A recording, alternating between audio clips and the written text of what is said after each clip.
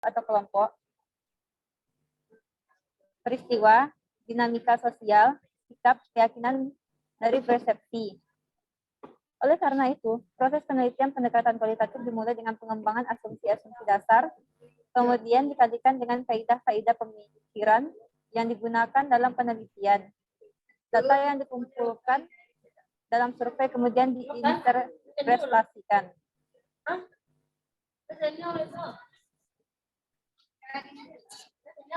Selanjutnya itu adalah pengertian penelitian kualitatif menurut ahli. Yang pertama itu adalah Lexi Jemoleong, di mana metode kualitatif bertujuan untuk memahami fenomena yang dialami oleh subjek penelitian.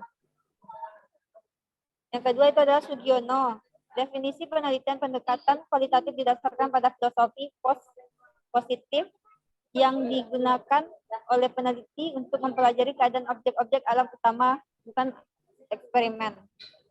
Yang ketiga itu adalah Suryono, di mana bahwa studi kualitatif dirancang untuk menyelidiki, menemukan, menjelaskan kualitas atau keistimewaan dampak sosial yang tidak dapat dijelaskan, diukur atau dijelaskan dengan pendekatan kuantitatif yaitu penelitian. Paradigma penelitian kualitatif. Pengertian paradigma ialah paradigma adalah pedoman yang menjadi dasar bagi guru, bagi para saintis dan peneliti di dalam mencari fakta-fakta melalui kegiatan penelitian yang dilakukannya. Menurut Arifin 2012 halaman 146. Paradigma menurut Bogdan dan Biglen 1982 dalam Tahir 2011 halaman 59 adalah sekumpulan anggapan dasar mengenai pokok permasalahan, tujuan dan sifat dasar bahan kajian yang akan diteliti. Dedi Mulyana 2003 dalam Tahir mendefinisikan paradigma sebagai suatu kerangka berpikir yang mendasar dari suatu kelompok saintis atau ilmuwan yang menganut suatu pandangan yang dijadikan landasan untuk mengungkapkan suatu fenomena dalam rangka mencari fakta. Jadi, paradigma dapat didefinisikan sebagai acuan yang menjadi dasar bagi setiap peneliti untuk mengungkapkan fakta-fakta melalui kegiatan penelitian yang dilakukannya. Arifin 2012 halaman 146.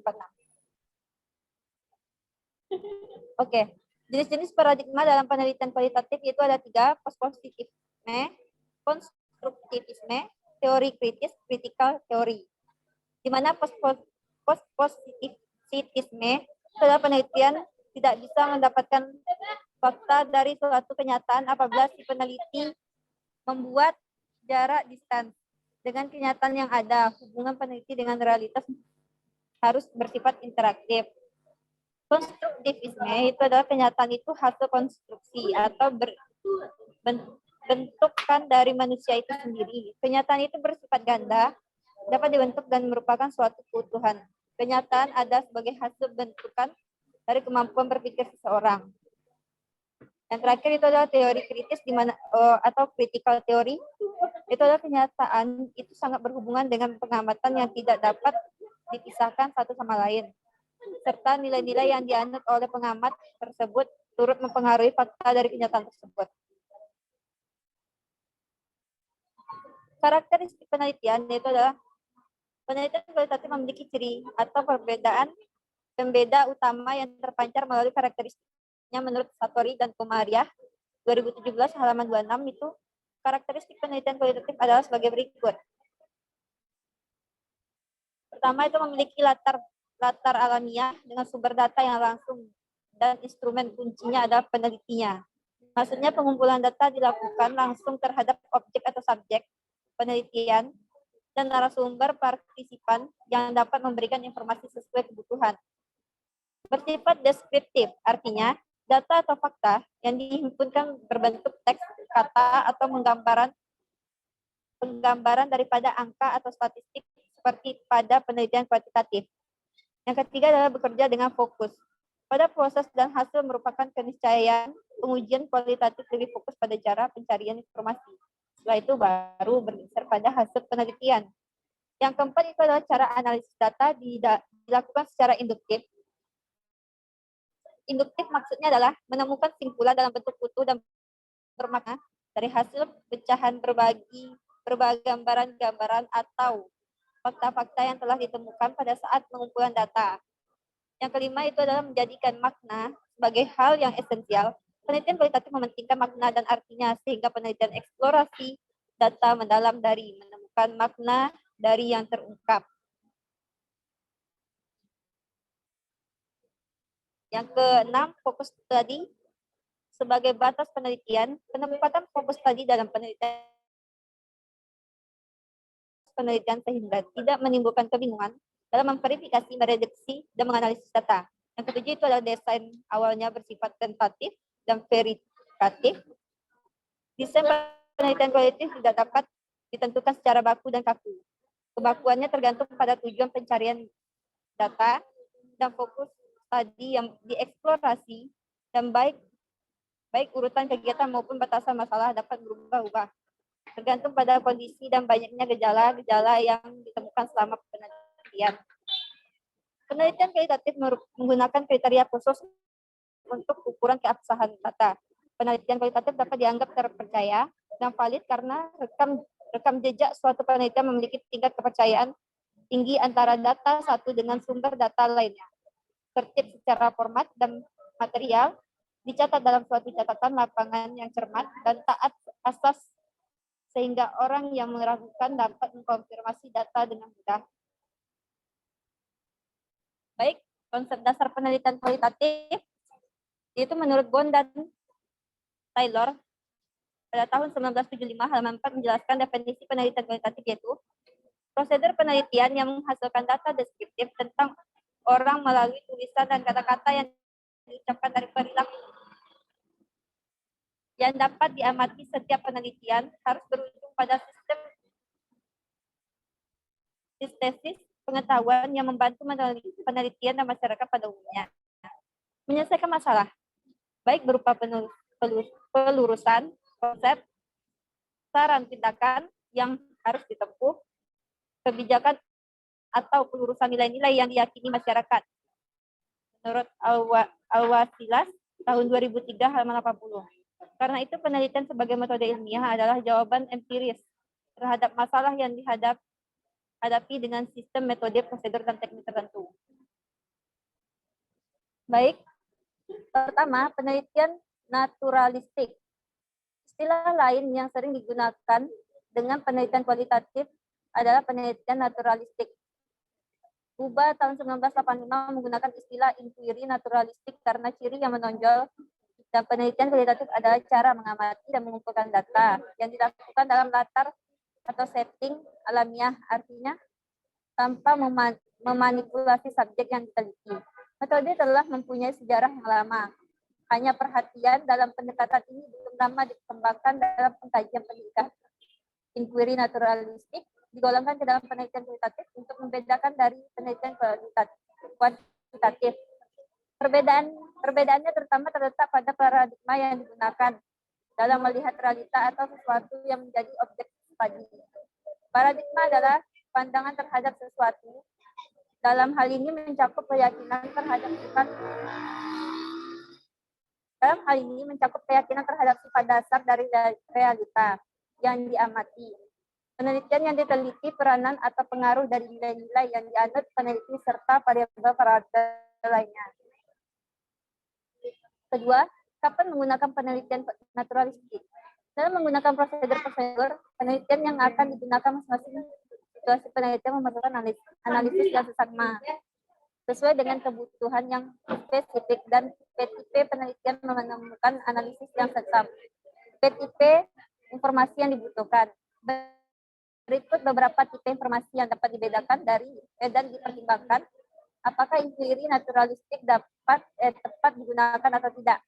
Yang pertama, dicari atau diteliti adalah makna-makna yang didasari dari perilaku peserta subjek yang diteliti.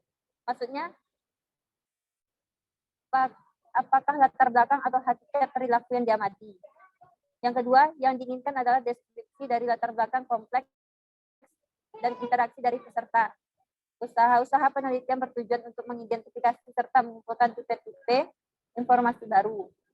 Penelitian berfokus pada hal-hal dalam dan dirinci pada sejumlah hal yang terbatas. Penelitian bermaksud membuat deskripsi dari gejala-gejala yang diamati untuk digunakan dalam menghasilkan suatu teori. Pandangan yang ingin dicari adalah pandangan-pandangan dan definisi dari variabel-variabel yang berasal dari masyarakat. Subjek penelitian yang ingin dihasilkan adalah deskripsi dan kesimpulan yang kaya konteks, berfokus pada interaksi dari orang-orang yang diteliti dan proses yang mereka pakai. Karakteristik penelitian naturalistik atau penelitian kualitatif memiliki beberapa karakteristik atau ciri-ciri yang membedakan dengan penelitian lainnya. Dari hasil penelaahan kepustakaan ditemukan bahwa Bock dan Dambikland tahun 1982 halaman 27 sampai 30 mengajukan 5 buah ciri. Sedangkan menurut Lincoln dan Juba pada tahun 1985 halaman 30 sampai 44 mengulas 10 buah ciri penelitian kualitatif. Uraian di bawah ini merupakan hasil pengkajian dari 2 versi tersebut. Itu menggunakan latar alamiah. A. Penelitian kualitatif melakukan penelitian pada latar alamiah. Penelitian kualitatif melakukan penelitian pada latar alamiah atau pada konteks dari suatu kebutuhan. Hal ini dilakukan menurut Icon dan Kuba pada tahun 1985 halaman 39.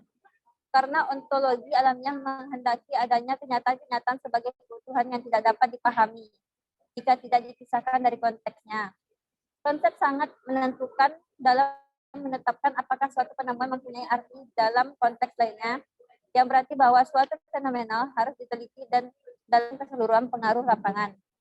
Yang C, sebagian struktur nilai kontekstual bersifat determinatif terhadap apa yang akan dicari.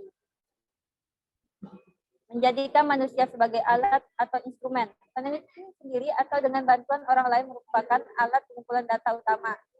Hal itu dilakukan karena jika memanfaatkan alat yang bukan manusia dan mempersiapkan dirinya terlebih dahulu sebagai yang lazim digunakan dalam penelitian klasik, maka sangat tidak mungkin untuk mengadakan penyesuaian terhadap kenyataan-kenyataan yang ada di lapangan. Selain itu, manusia sebagai alat sajalah yang dapat berhubungan dengan responden atau objek lainnya. Dan hanya manusialah yang mampu memahami kaitan kenyataan-kenyataan di lapangan. Hanya manusia sebagai instrumen pula lah yang dapat menilai apakah kehadirannya menjadi faktor pengganggu sehingga apabila terjadi hal yang demikian, ia pasti dapat menyadari serta dapat mengatasinya. Penelitian kualitatif menggunakan metode kualitatif yaitu pengamatan, wawancara, atau penelaahan dokumen. Metode kualitatif ini digunakan karena beberapa pertimbangan, yaitu pertama, menyesuaikan metode kualitatif lebih mudah apabila berhadapan dengan kenyataan. Metode ini menjanjikan secara langsung hakikat hubungan antara peneliti dan responden. Metode ini lebih peka dan lebih dapat menyesuaikan diri dengan banyak penajaman pengaruh bersama terhadap pola-pola nilai yang dihadapi. Lanjutkan. Analisis data secara induktif. Penelitian kualitatif menggunakan analisis data secara induktif. Analisis data secara induktif ini digunakan karena beberapa alasan, yaitu pertama, proses induktif lebih dapat menemukan kenyataan-kenyataan jamak sebagian yang dapat dalam data. Kedua, analisis induktif lebih dapat membuat hubungan peneliti dan responden menjadi eksplisit, dapat dikenal, dan akuntabel. Ketiga, analisis demikian lebih dapat menguraikan latar secara penuh dan dapat membuat keputusan-keputusan tentang dapat tidaknya pengalihan pada suatu latar lainnya. Keempat, analisis induktif lebih dapat menemukan pengaruh bersama yang mempertajam hubungan-hubungan.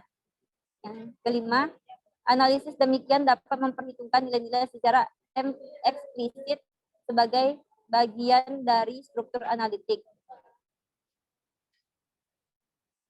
Teori dari dasar. Penelitian kualitatif lebih menghendaki arah bimbingan penyusunan teori substantif yang berasal dari data. Hal ini disebabkan oleh, pertama, tidak ada teori yang dapat mencakupi kenyataan-kenyataan jamak yang mungkin akan dihadapi.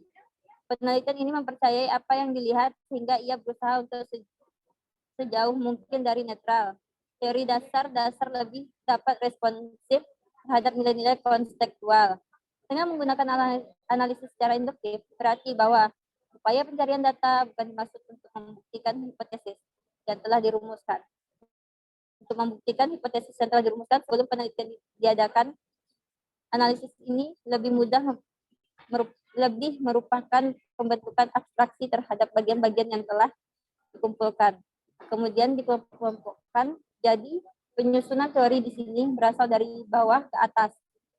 Itu adalah grounded teori, yaitu dari sejumlah data yang banyak dikumpulkan dan yang saling berhubungan peneliti dalam hal ini menyusun atau membuat gambaran yang masih menjadi jelas sementara data dikumpulkan dari bagian-bagiannya diuji. Deskriptif. Data yang dikumpulkan dalam penelitian kualitatif atau penelitian naturalistik adalah berupa kata-kata, gambar, dan bukan angka-angka. Hal itu disebabkan oleh adanya penerapan metode kualitatif. Selain itu, semua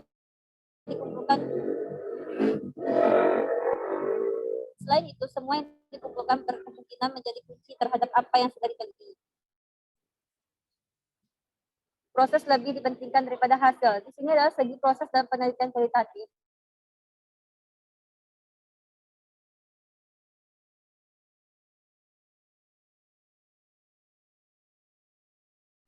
Atau penelitian proses. Menurut Bondan dan Diklen, pada tahun 1982, halaman 29 memberikan contoh seorang peneliti yang menelaah sikap guru terhadap jenis siswa tertentu. Peneliti mengamatinya dalam hubungan kegiatan-kegiatan sehari-hari. Kemudian menjelaskan tentang sikap yang diteliti, dengan kata lain, peranan proses dalam penelitian kualitatif besar sekali. Batas ditentukan oleh fokus. Penelitian kualitatif menghendaki ditetapkan adanya batas dalam penelitian atas dasar fokus yang timbul sebagai masalah dalam penelitian. Hal ini disebabkan oleh pertama, batas menentukan kenyataan jamak yang kemudian mempertajam fokus. Kedua, penetapan fokus dapat lebih dekat dihubungkan oleh interaksi antara peneliti dan fokus. Dengan kata lain, bagaimanapun penetapan fokus sebagai pokok masalah penelitian penting artinya dalam usaha menemukan batas penelitian. Dengan hal itu, dapatlah peneliti menemukan lokasi penelitian. Kriteria khusus untuk keabsahan data. Peneliti kualitatif mendefinisikan validitas, reliabilitas, dan objektivitas. Dalam versi lain, dibandingkan dengan yang lazim digunakan dalam penelitian klasik.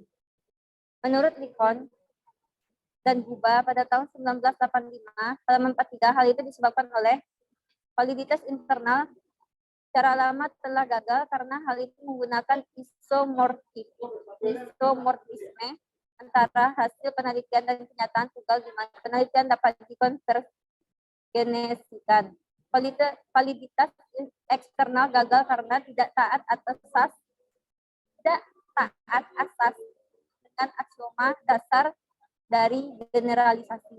Yang ketiga, kriteria reliabilitas gagal karena mempersyaratkan stabilitas dan keterlaksanaan secara mutlak, dan keduanya tidak mungkin digunakan dalam paradigma yang didasarkan atas desain yang dapat berubah-ubah.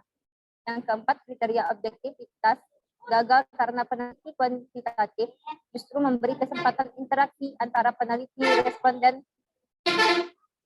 dan peranan nilai. Desain yang bersifat sementara. Penelitian kualitatif menyusun desain secara terus-menerus, disesuaikan dengan kenyataan di lapangan. Jadi, tidak menggunakan desain yang telah disusun secara ketat dan kaku sehingga tidak dapat diubah lagi. Penyebabnya adalah, pertama, tidak dapat dibayangkan sebelumnya tentang kenyataan-kenyataan jamak di lapangan. Kedua, tidak dapat diramalkan sebelumnya apa yang akan berubah karena hal itu akan terjadi dalam interaksi antara peneliti dengan kenyataan. Ketiga, bermacam-macam sistem nilai yang terkait berhubungan dengan cara yang tidak dapat diramalkan. Hasil penelitian dirundingkan dan disepakati bersama. Penelitian kualitatif lebih menghendaki agar pengertian dan hasil interpretasi yang diperoleh dirundingkan dan disepakati oleh manusia yang dijadikan sebagai sumber data. Hal ini disebabkan oleh susunan kenyataan dari mereka lah yang akan diangkat oleh peneliti. Hasil penelitian bergantung pada hakikat dan kualitas hubungan antara pencari dan dengan yang dicari. Konfirmasi hipotesis kerja akan menjadi lebih baik verifikasinya apabila diketahui dan dikonfirmasi oleh orang-orang yang ada kaitannya dengan yang diteliti. Proses peneliti naturalistik itu adalah tahap-tahapan penelitian terdiri atas tahap penelitian secara umum dan tahap penelitian secara siklikal. Tahap penelitian secara umum itu adalah tahap pra-lapangan. Pertama, menyusun rancangan penelitian, memilih lapangan penelitian, mengurus perizinan, menjajaki dan menilai lapangan, memilih dan memanfaatkan informan, menyiapkan perlengkapan penelitian, persoalan etika penelitian. Kedua itu adalah tahap pekerjaan lapangan, yang di mana memahami latar penelitian dari persiapan diri, memasuki lapangan, berperan serta sambil mengumpulkan data.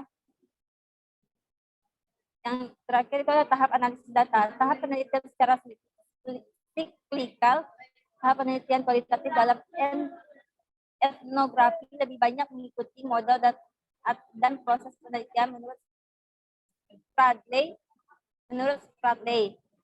Model ini menggambarkan bahwa proses penelitian itu mengikuti suatu lingkaran dan lebih dikenal dengan proses penelitian siklikal.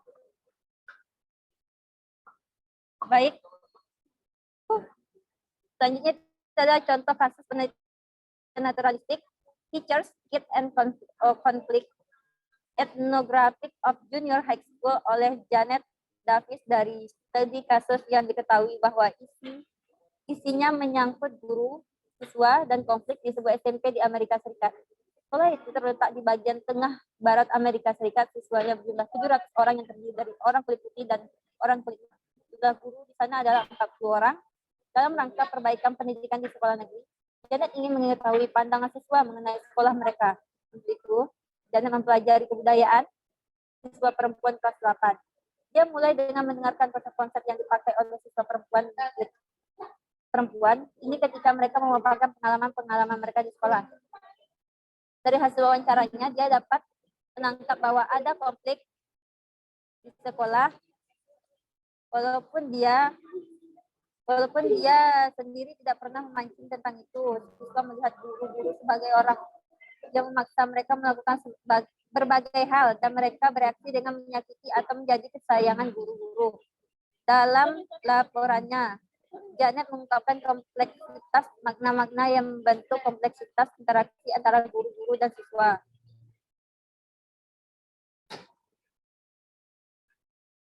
Dalam melakukan penelitiannya, Janet melakukan pendekatan etnosemantik. Pendekatan ini menggunakan konsep kebudayaan yang bersifat ventralistik, kebudayaan yang merupakan apa-apa yang ada dalam pikiran manusia. Kebudayaan berfungsi sebagai serangkaian rencana untuk mengatur tingkah laku. Berdasarkan konsep kebudayaan yang dipakai ini, maka deskripsi etnografisnya akan memberikan incident point of view. Laporan penelitian Janet. Pada bagian pertama, laporan Janet menggambarkan letak dan keadaan sekolah, serta data tentang latar belakang siswi. Siswi-siswi inilah yang memberikan incident view sebagai informan tetap. Janet menggunakan 3 orang siswi dan mereka sering membawa teman-teman. Interview dilakukan seperti mengobrol saja. Mula-mula dipakai tape recorder, tapi belakangan hanya buku catatan saja. Dari pembicaraan dengan siswa, melihat bahwa guru merupakan topik diskusi dan bahan tertawaan. Kata-kata harus begini atau begitu dipakai secara luas. Reaksi siswa adalah tindakan yang tidak menyenangkan. Untuk memelihara ketertiban, guru membalas dengan mencari kesalahan. Selanjutnya, dengan melakukan percakapan dengan mereka tentang kehidupan sekolah, Janet dapat menangkap berbagai kategori budaya dari masyarakat sekolah tersebut, seperti jenis guru, cara guru mencari kesalahan siswa, hal-hal yang dapat menimbulkan kesulitan pada siswa, dan cara-cara menyakiti guru. Baik, selanjutnya akan dilanjutkan oleh moderator. Kepada moderator saya persilakan. Terima kasih kepada Yolanda. Selanjutnya itu akan saya jelaskan sendiri. Teori penelitian.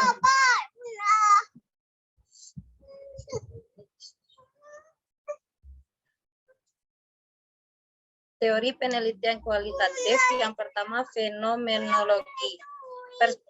Perspektif ini mengarahkan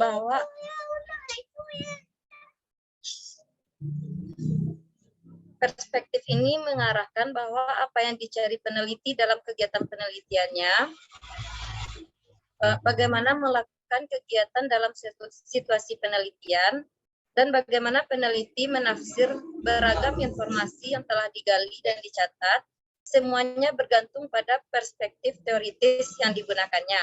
Itu menurut Bogdan dan Taylor pada tahun 1975. Yang kedua, memandang perilaku manusia.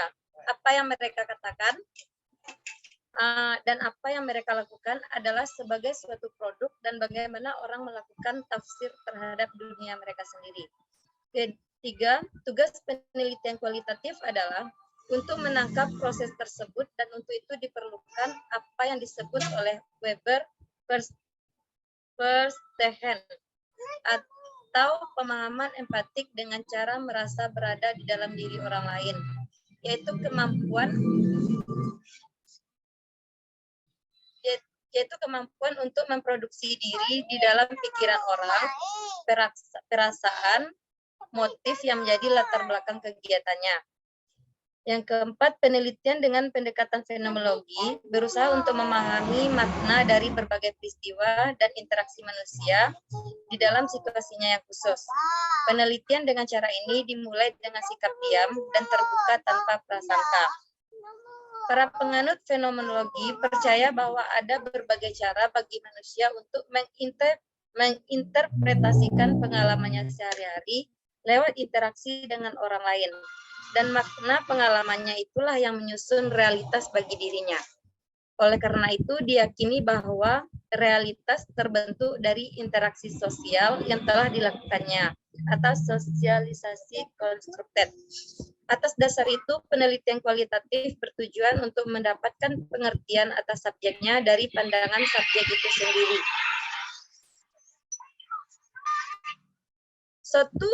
Suatu peristiwa selalu harus dilihat dari beragam perspektif dari orang-orang yang terlibat, baik secara aktif maupun pasif dalam peristiwa tersebut.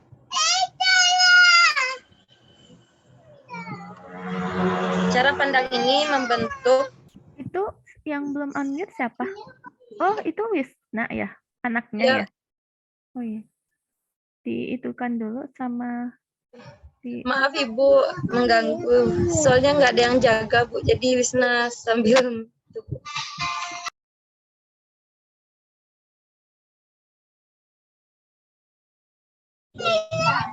Yola, tolong lanjutkan sama Yola aja yang baca Yola.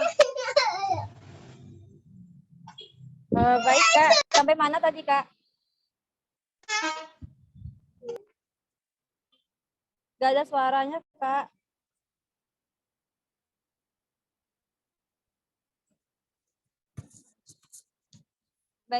Baiklah, saya ulang. Itu adalah teori penelitian kualitatif, di mana yang pertama itu adalah fenomenologi.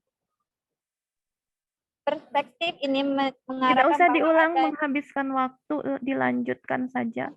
Yang tadi itu udah selesai sampai, kalau tidak salah Ibu, cara pandangnya, berarti yang berikutnya aja. Baik Bu. Lanjut Kak. Baik, teori penelitian kualitatif yang kedua itu adalah hermeneutik. Hermeneutik mengarah pada penafsiran ekspresi yang penuh makna dan dilakukan dengan sengaja oleh manusia. Artinya kita melakukan interpretasi atau interpretasi yang telah dilakukan oleh pribadi atau kelompok manusia terhadap fiksi mereka sendiri. Menurut Smith tahun 1984 dalam sebuah interpretasi terhadap suatu hasil karya. Diyakini bahwa karya atau peristiwa memiliki makna dari interpretasi para pelaku atau pembuatannya. Menurut Gadamer tahun 1976, dalam menjelaskan sebuah karya seni, setiap karya akan selalu diciptakan kembali oleh pengamatnya, atau dengan kata lain mendapatkan makna baru yang diciptakan oleh pengamatnya. Perlu dipahami bahwa makna ekspresi manusia selalu terikat dan tak mungkin dapat dipisahkan oleh konteksnya. Lanjut saja Kak.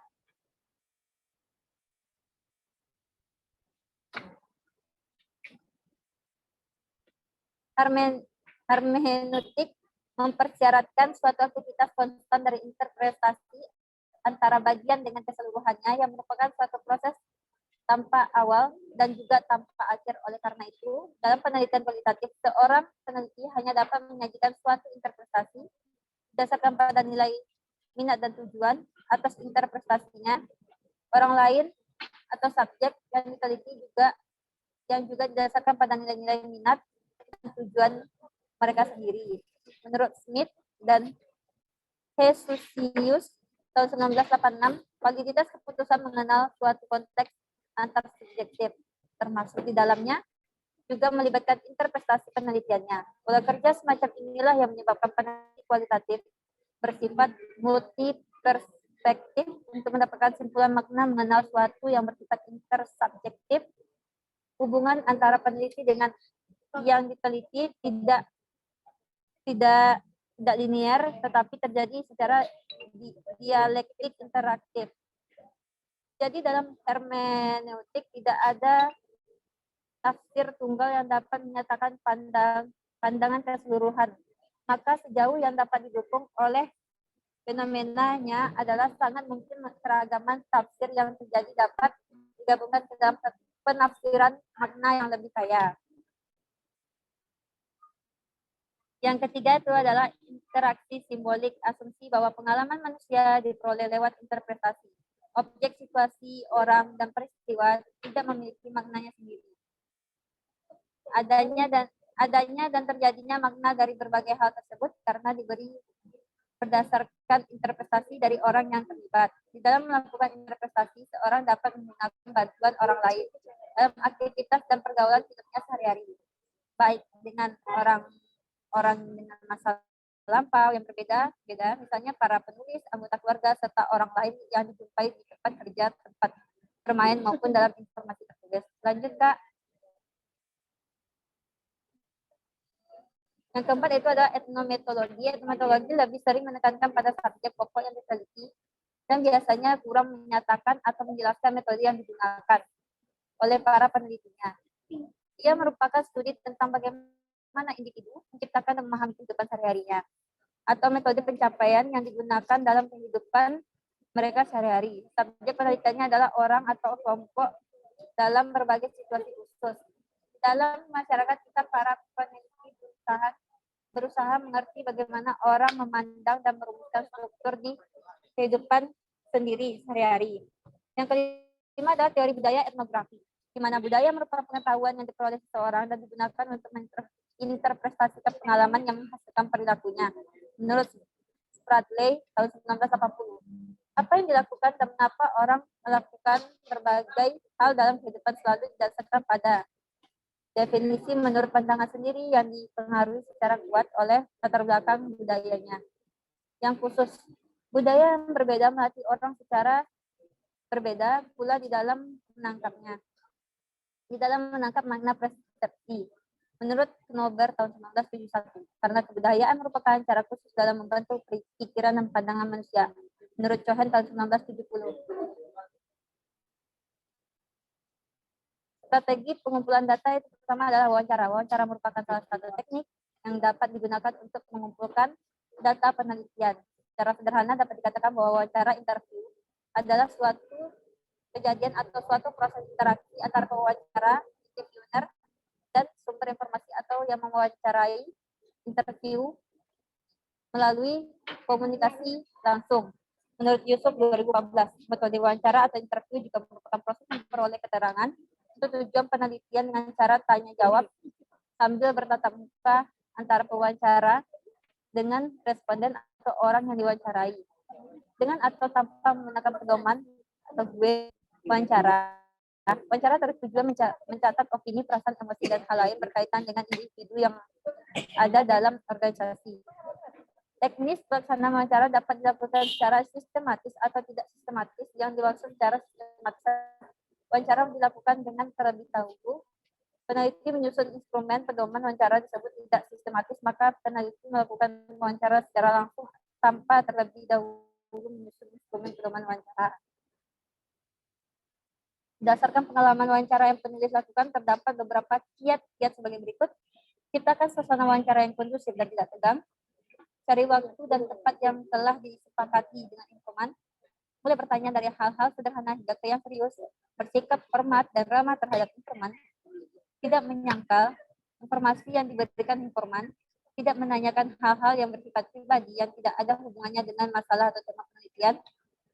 Tidak bersifat mengurui terhadap informan. Tidak menanyakan hal-hal yang membuat informan tersinggung atau marah. Sebaiknya dilakukan secara sendiri. Terakhir, ucapkan terima kasih setelah wawancara selesai dan meminta disediakan waktu lagi jika ada informasi yang belum lengkap. Terdapat 2 wawancara, yakni pertama wawancara mendalam, in-depth interview, di mana peneliti menggali informasi secara mendalam dengan cara terlibat langsung dengan kehidupan informan dan bertanggung jawab secara bebas tanpa pedoman pertanyaan yang disiapkan sebelumnya, sehingga suasananya hidup dan dilakukan berkali-kali. Yang kedua itu adalah wawancara terarah, weighted interview, di mana peneliti menanyakan kepada informan hal-hal yang telah disiapkan sebelumnya. Beberapa dengan wawancara mendalam. Wawancara terarah memiliki kelemahan, yakni suasana tidak hidup, karena peneliti terikat dengan pertanyaan yang telah disiapkan sebelumnya. Sering terjadi pewawancara atau peneliti lebih memperhatikan daftar pertanyaan yang diajukan daripada bertatap muka dengan informan, sehingga suasana terasa kaku. Jika terjadi jawaban tidak tahu, maka penelitian harus berhati-hati dan tidak lekas-lekas pindah ke pertanyaan lain. Sebab makna tidak tahu mengandung beberapa arti, yaitu informan memang tidak mengerti pertanyaan penelitian, sehingga untuk menghindari jawaban tidak mengerti, dia menjawab tidak tahu. Informan sebenarnya sedang berpikir memberikan jawaban, tetapi karena suasana tidak nyaman, dia menjawab tidak tahu. Pertanyaannya bersifat personal, yang mengganggu privasi informan, jawabannya tidak tahu, dianggap lebih aman. Informan memang betul-betul tidak tahu jawaban atas pertanyaan yang diajukan, karena itu jawaban tidak tahu merupakan jawaban sebagai data penelitian yang benar dan sungguh yang perlu dipertimbangkan oleh peneliti. Adapun dalam penelitian kualitatif dikenal sebagai model wawancara, yakni sebagai berikut. A. Pertanyaan dan wawancara mendalam pada umumnya disampaikan secara spontanitas. Hubungan antara pewawancara dan yang diwawancarai adalah hubungan yang dibangun dalam suasana biasa, sehingga pembicaraan berlangsung sebagaimana percakapan sehari-hari yang tidak formal. Tujuan utama wawancara mendalam adalah untuk dapat menyajikan konstruksi saat sekarang dalam suatu konteks mengenai para pribadi, peristiwa, aktivitas, perasaan, motivasi, tanggapan, atau persepsi, tingkat, dan bentuk keterlibatan dan sebagaimananya. Yang kedua itu adalah wawancara dengan petunjuk umum. Wawancara jenis ini mengharuskan pewawancara menyusun kerangka atau garis besar pokok pembicaraan dalam bentuk petunjuk wawancara. Petunjuk umum berfungsi untuk mengajak agar pokok pembicara yang direncanakan dapat tercakup secara keseluruhan, dan pembicaraan tidak keluar dan topik dan kerangka besar yang direncanakan dari. Yang ketiga itu wawancara baku terbuka. Wawancara terbuka merupakan wawancara menggunakan seperangkat pertanyaan baku, yaitu pertanyaan dengan kata-kata, urutan, dan cara penyajian yang dapat yang sama untuk semua informan yang diwawancarai. Wawancara jenis ini perlu digunakan jika dipandang variasi pertanyaan akan menyulitkan penelitian karena jumlah informan yang perlu diwawancarai cukup banyak. Yang keempat itu adalah wawancara terstruktur. Dalam wawancara terstruktur, wawancara menetapkan sendiri masalah dan pertanyaan-pertanyaan yang akan diajukan. Wawancara jenis ini bertujuan untuk mencari jawaban hipotesis. Wawancara terstruktur pada umumnya digunakan jika seluruh sampel penelitian dipandang memiliki kesempatan yang sama untuk menjawab pertanyaan yang diajukan. Keuntungan wawancara terstruktur ini adalah tidak dilakukan mendalam pertanyaan yang memungkinkan adanya dusta bagi informan yang diwawancarai. Yang kelima itu adalah wawancara tidak terstruktur. Hasil wawancara tidak terstruktur menekankan pada pengecualian, penyimpangan penafsiran yang tidak lazim, penafsiran kembali, pendekatan baru, pandangan ahli, atau perspektif tunggal. Perbedaan wawancara itu dengan wawancara terstruktur adalah dalam hal waktu bertanya dan memberikan respon yang lebih bebas. Dalam wawancara tidak struktur pertanyaan tidak disusun terlebih dahulu, karena disesuaikan dengan keadaan dan ciri unik dari narasumber atau informan. Dalam wawancara tidak terstruktur, peneliti perlu merencanakan segala sesuatu yang berkaitan dengan wawancara meliputi hal-hal berikut. Pertama, menemukan siapa informan yang akan diwawancarai. Kedua, menghubungi atau mengadakan kontak dengan informan untuk menginformasikan wawancara yang akan dilakukan. Ketiga, melakukan persiapan yang matang untuk melakukan wawancara. Baik, bentuk pertanyaan dalam wawancara. Bentuk-bentuk pertanyaan dalam wawancara pada umumnya dapat dibedakan menjadi 6 macam, yaitu pertanyaan yang berkaitan dengan pengalaman atau perilaku, pertanyaan yang berkaitan dengan pendapat atau nilai, pertanyaan yang berkaitan dengan perasaan, pertanyaan tentang pengetahuan, pertanyaan berkenaan dengan apa yang dilihat, didengar, diraba, dirasa, dan dicium, pertanyaan yang berkaitan dengan latar belakang atau demografi. Pedoman wawancara itu adalah agar wawancara berjalan dengan efektif sesuai rencana yang disusun, maka peneliti perlu menyusun pedoman wawancara sebagai pemandu jalannya wawancara. Manfaat dari pedoman wawancara antara lain yaitu: pertama, proses wawancara berjalan sesuai rencana, dapat menjaring jawaban dari informan sesuai yang dikehendaki peneliti, memudahkan peneliti untuk mengelompokkan data yang diperlukan, yang diperoleh dari hasil wawancara. Peneliti lebih berkonsentrasi dalam menyampaikan pertanyaan-pertanyaan sesuai dengan fokus kajian dalam penelitian, mengantisipasi adanya pertanyaan yang lupa atau terlewat disampaikan.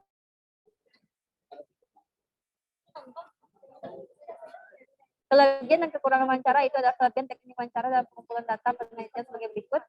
Pertama, memperoleh respon yang tinggi dari informan jika dibandingkan dengan penggunaan kuesioner yang mungkin untuk tidak dikembalikan kepada peneliti. Dapat memperjelas maksud pertanyaan karena langsung berhadapan dengan informan.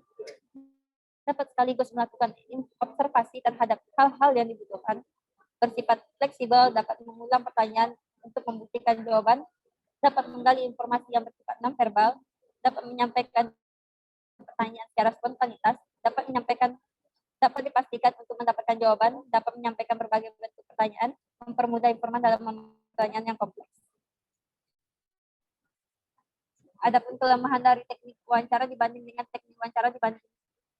dibandingkan dengan teknik yang lainnya dalam pengumpulan data penelitian antara lain sebagai berikut: memerlukan banyak waktu dan biaya, faktor subjektivitas peneliti dalam menangkap makna melalui wawancara sangat tinggi. Dalam kondisi tertentu dapat terasa tidak nyaman bagi yang diwawancarai, tidak terdapat standarisasi model pertanyaan, sulit menemukan informan yang bersedia diwawancarai.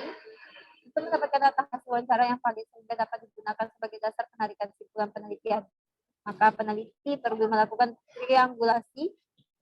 Manfaat triangulasi ini adalah untuk memperbaiki ketidaksempurnaan instrumen, meningkatkan kepercayaan hasil peneliti, mengembangkan pertanyaan-pertanyaan lanjut untuk menggali data dengan lebih mendalam, menurut Nugrahani tahun 2014. Kedua itu adalah metode observasi atau pengamatan. Observasi juga merupakan salah satu teknik dalam pengumpulan data yang lazim dan dalam metode penelitian kualitatif. Observasi adalah bagian dalam pengumpulan data. Observasi berarti mengumpul data langsung dari lapangan menurut Semiawan tahun 2010.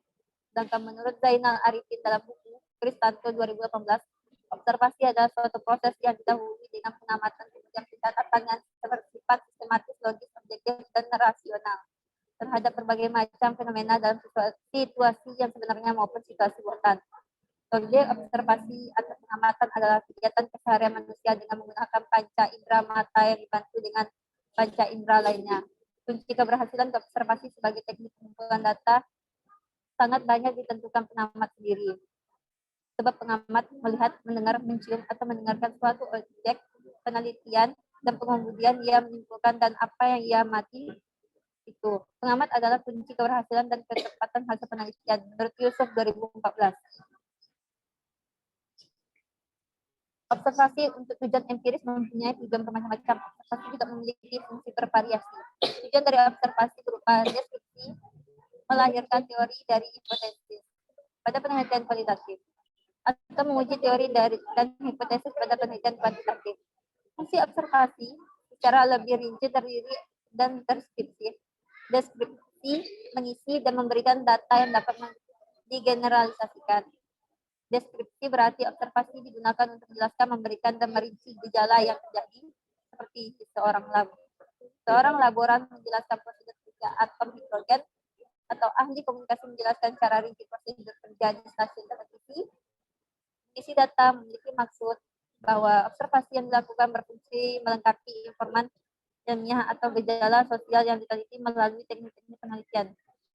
Memberikan data yang dapat digeneralisasikan maksudnya adalah setiap kegiatan penelitian sehingga mengakibatkan respon atau reaksi dari subjek amatan.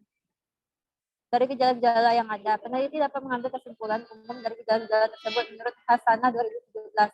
Observasi merupakan suatu pendidikan yang dilakukan secara sistematik dan sengaja diadakan dengan menggunakan alat indera terutama mata terhadap kejadian yang berlangsung dan data dianalisa pada waktu kejadian itu terjadi.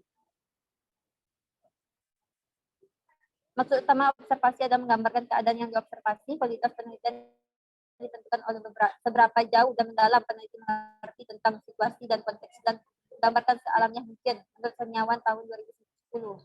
Selain itu, observasi tidak harus dilakukan oleh peneliti sendiri sehingga peneliti dapat meminta bantuan kepada orang lain untuk melaksanakan observasi menurut Kristanto tahun 2018. Salah satu keuntungan dari pengamatan langsung atau observasi ini adalah bahwa sistem analisis dapat lebih mengenal lingkungan fisik seperti tata letak, ruangan, serta peralatan dan formulir yang digunakan sangat membantu untuk melihat proses bisnis beserta kendala-kendalanya. Selain itu, perlu dilakukan bahwa teknik observasi ini merupakan salah satu teknik pengumpulan data yang cukup efektif untuk mempelajari suatu sistem menurut Tabri tahun 2012. Adapun beberapa bentuk observasi itu observasi partisipan, observasi tidak terstruktur, observasi kelompok, penjelasannya. Observasi partisipan observation adalah metode pengumpulan data yang digunakan untuk menghimpun data peneliti melalui pengamatan dan penginderaan di mana peneliti terlibat dalam keseharian informan. Observasi tidak terstruktur adalah pengamatan yang dilakukan tanpa menggunakan pedoman observasi sehingga peneliti mengembangkan pengamatannya berdasarkan perkembangannya yang terjadi di lapangan. Observasi kelompok ialah pengamatan yang dilakukan oleh sekelompok tim peneliti terhadap sebuah isu yang diangkat menjadi objek penelitian. Metode dokumentasi. Selain melalui wawancara dan observasi, informasi juga bisa diperoleh lewat fakta yang tersimpan dalam bentuk surat, catatan harian, arsip foto, hasil rapat, cenderamata, jurnal, kegiatan, dan sebagainya. Data berupa dokumen seperti ini bisa dipakai untuk menggali informan yang terjadi di masa silam. Peneliti perlu memiliki kepekaan teoritik untuk memaknai semua dokumen tersebut sehingga tidak sekadar barang yang tidak bermakna. Dokumentasi berasal dari kata dokumen, yang berarti barang tertulis. Metode dokumentasi berarti tata cara pengumpulan data yang mencatat data-data yang sudah ada. Metode dokumentasi adalah metode pengumpulan data yang digunakan untuk menelusuri data histori. Dokumentasi tentang orang atau sekelompok orang, peristiwa atau kejadian dalam situasi awal yang sangat berguna dalam penelitian kualitatif menurut Yusuf 2014. Teknik atau studi dokumentasi adalah cara pengumpulan data melalui peninggalan arsip-arsip dalam dan termasuk juga buku-buku tentang pendapat teori, dalil atau hukum-hukum dan lain-lain. Berhubungan dengan masalah penelitian, dalam penelitian kualitatif taktik pengumpulan data yang utama karena pembuktian hipotesisnya yang diajukan secara logis dan rasional melalui pendapat teori dan hukum-hukum baik mendukung maupun menolak hipotesis tersebut. Dokumentasi sebagai metode pengumpulan penelitian memiliki kelebihan dan kelemahan, di mana itu adalah efisien dari metode dokumentasi, efisien dari segi waktu, efisien dari segi tenaga, efisien dari segi biaya. Metode dokumentasi menjadi efisien karena data yang kita butuhkan tinggal mengutip atau memfotokopi saja dari dokumen yang ada. Namun demikian metode dokumentasi juga memiliki kelemahan, di mana kelemahannya itu adalah validitas data rendah masih bisa diragukan, reliabilitas data rendah masih bisa diragukan. Yang keempat itu adalah angket atau kuesioner. Angket memiliki fungsi serupa dengan wawancara, hanya berbeda dalam implementasinya. Jika wawancara disampaikan oleh peneliti kepada responden secara lisan, maka implementasi angket adalah responden memiliki kuesioner yang disusun oleh peneliti. Hasil data angket ini tidak berupa angka angka, namun berupa deskripsi. Tidak ada teknik pengumpulan data yang lebih efisien dibandingkan kuesioner.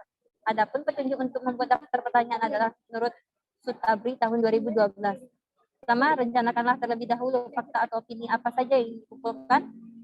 Kedua, itu adalah berdasarkan fakta dan opini tersebut di atas, tentukan tipe dari pertanyaan yang tepat untuk masing-masing fakta dan opini tersebut. Yang C, tulislah pertanyaan-pertanyaan yang akan diajukan. Pertanyaan itu tidak boleh mengandung kesalahan serta harus jelas dan sederhana.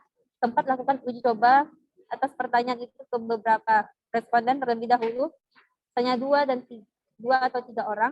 Apabila responden mengalami kesulitan dalam mengisi daftar pertanyaan, maka pertanyaan-pertanyaan itu harus diperbaiki lagi. Yang kelima adalah perbanyaklah dan distribusikanlah daftar pertanyaan yang memang sudah dianggap baik oleh baik dan solid. Kelebihan dan kekurangan teknik kuesioner ini yaitu adalah kelebihannya daftar pertanyaan untuk sumber data bisa dalam jumlah banyak dan tersebar. Responden tidak terasa mengganggu karena dapat mengisi daftar pertanyaan tersebut dengan memilih waktu sendiri di mana dia ingin mengisi daftar pertanyaan secara relatif lebih efisien untuk sumber data yang banyak. Karena daftar pertanyaan biasanya tidak mencantumkan identitas responden, maka hasilnya dapat lebih objektif. Kelemahannya, tidak ada jaminan bahwa daftar pertanyaan itu akan dijawab dengan sepenuh hati. Daftar pertanyaan cenderung tidak fleksibel. Pengumpulan data tidak dapat dilakukan secara bersama-sama, dan daftar pertanyaan yang lengkap sulit untuk dibuat. Kelima, itu adalah isu metodologis. Setelah mengenal konsep observasional, tujuan dari dan fungsinya, pembahasan selanjutnya itu adalah mengarah pada isu. Ini masih banyak, Yolanda. Berapa slide lagi? Coba Kak, berapa slide lagi Kak? Terlalu padat ya materinya. Kayaknya. Sedikit lagi, Bu. Oh ya, sedikit lagi Di dilanjutkan. kualitatif, Yola, bisa Kak lanjutkan Yola? Oh iya. Makasih Kak. Saya kembalikan kepada moderator. Baik, lanjut yang kelima ada isu metodologis. Selain dari yang tadi itu ada lagi setelah wawancara, observasi, dan kuesioner, itu ada lagi yang kelima isu metodologis. Isu metodologis menyuguhkan pandangan-pandangan umum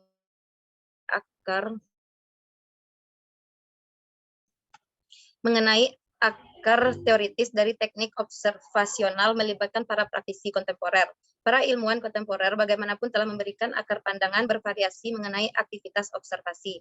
Variasi ini tergantung pada teorisasi dan berbagai peran observer dalam kegiatan observasi. Observasi secara teoritis memiliki karakter sangat bervariasi. Variasi timbul dari kemajemukan praktisi atau penggunaan sejak tahapan penelitian, setting lokasi beragam, serta kualitas berhubungan peneliti dengan yang diteliti. Peneliti dapat melakukan observasi secara individual maupun kelompok. Observasi individu berarti melakukan pengamatan secara mandiri tanpa melibatkan campur tangan pihak lain. Observasi kelompok berarti melakukan pengamatan atau meneliti kelompok dari arah yang dikehendaki sendiri maupun meneliti perilaku manusia yang tergabung dalam kelompok secara alami tanpa rekayasa, menurut Hasanah tahun 2017. Fokus grup diskusi.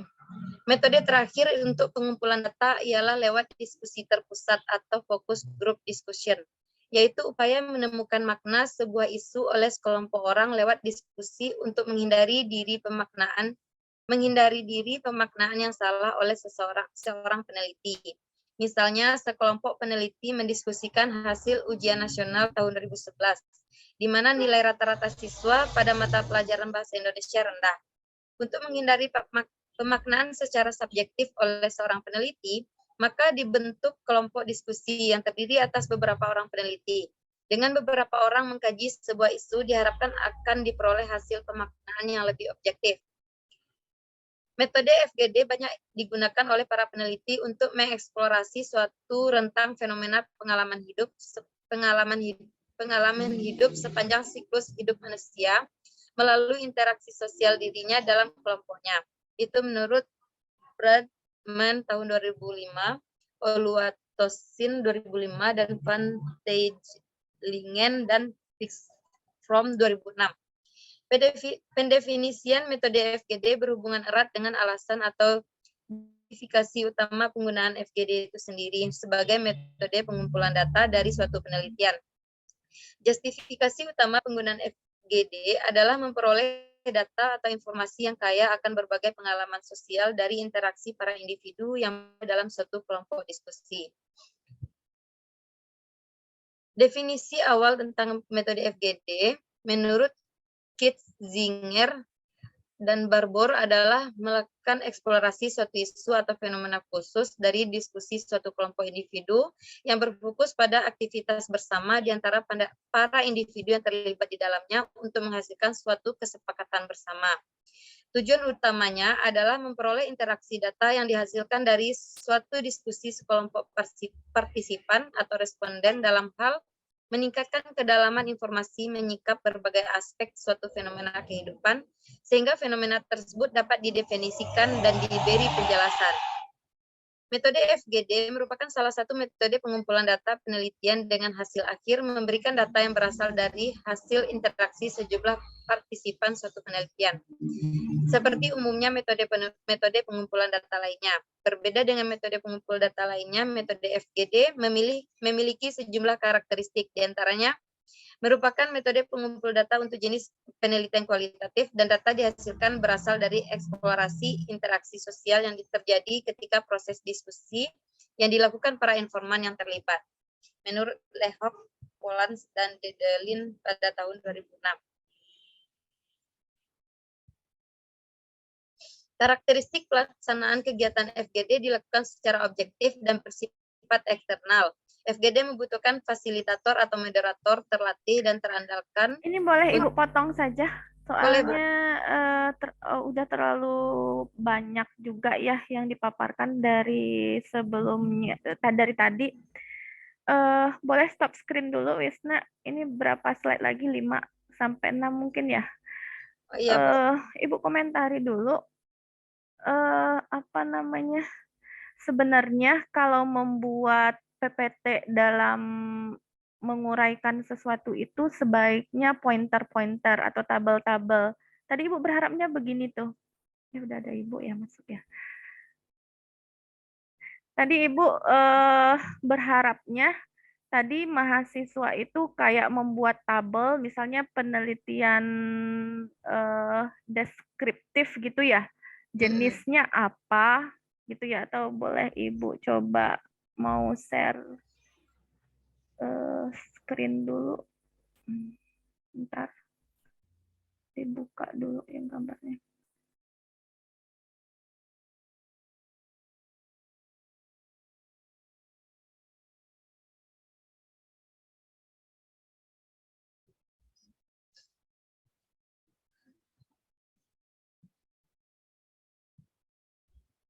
Ini sudah terlihat sama mahasiswa? Ibu, sudah, Bu. Ibu boleh diberikan komentar dulu. Ibu udah masuk atau udah Ibu kah?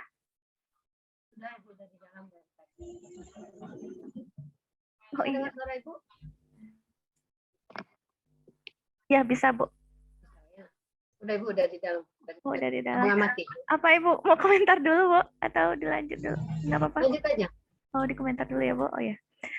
Nah, maunya tadi tuh begini tuh, Ibu. Jadi ada misalnya nih, tapi yang dikemukakan oleh kelompok penyaji ini agak berbeda dengan ini ya. Ada tadi, tapi hampir mencakup. Mungkin ada beda-beda yang jenis penelitian kualitatifnya yang diungkapkan. Misalnya gini tuh, penelitian naratif gitu ya. Fokusnya kemana, kemudian apa filosofinya, kemudian apa instrumennya, kemudian bagaimana teknik analisis datanya, kemudian bagaimana menyajikan datanya. Dan berikan contoh, tapi di bidang pendidikan matematika. Tadi maunya begitu, tapi sepertinya kelompok 1 tadi mencatat seluruh gitu ya, terus dibacain, jadi kayak kehilangan konteks atau pemahaman dari teman yang lain, kayak jatuhnya ke boring gitu kan, mendengarkan presentasi yang seperti itu gitu ya. Untuk kelompok-kelompok berikutnya juga begitu. Nah, kalau dibuat dalam tabel seperti ini akan lebih melihat memfokuskan pendengar, terus lebih paham. Misalnya begini, ini jenis-jenis dari penelitian kualitatif yang diangkat misalnya. Kalau dari sini tuh ada naratif, ada fenomenologi, ada grounded theory, ada etnografi, ada studi kasus gitu ya. Nah, nanti kan mahasiswa akan membuat yang seperti ini. Tentu nanti akan dipilih jenis penelitian kualitatif yang mana yang akan dipilih dan akan dikaji. Kemudian tentu harus tahu fokusnya masing-masing dulu kemana, kemudian apa instrumennya yang digunakan, kemudian bagaimana mengumpulkan datanya dengan instrumen itu, dan kemudian bagaimana menganalisis datanya, dan kemudian bagaimana menyajikan datanya. Kan begitu ya yang akan dilakukan oleh mahasiswa. Misalnya nih, kalau mahasiswa tertarik dengan mengeksplorasi kehidupan seseorang individu gitu ya. Nah, berarti riset yang mahasiswa pilih itu adalah riset naratif misalnya, salah satu jenisnya. Penelitiannya gitu ya. Contohnya di proses pembelajaran matematika, mengeksplorasi kehidupan seorang individu, itu kira-kira mahasiswa ingin mengangkat tema seperti apa itu dalam penelitiannya. Nanti sebelum tanya jawab ke mahasiswa ya. Nah, Ibu mau mencoba sedikit memperjelas fokus dari diskusi gitu.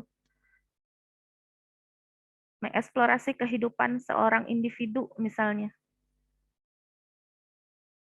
Bawakan ke penelitian pendidikan matematika.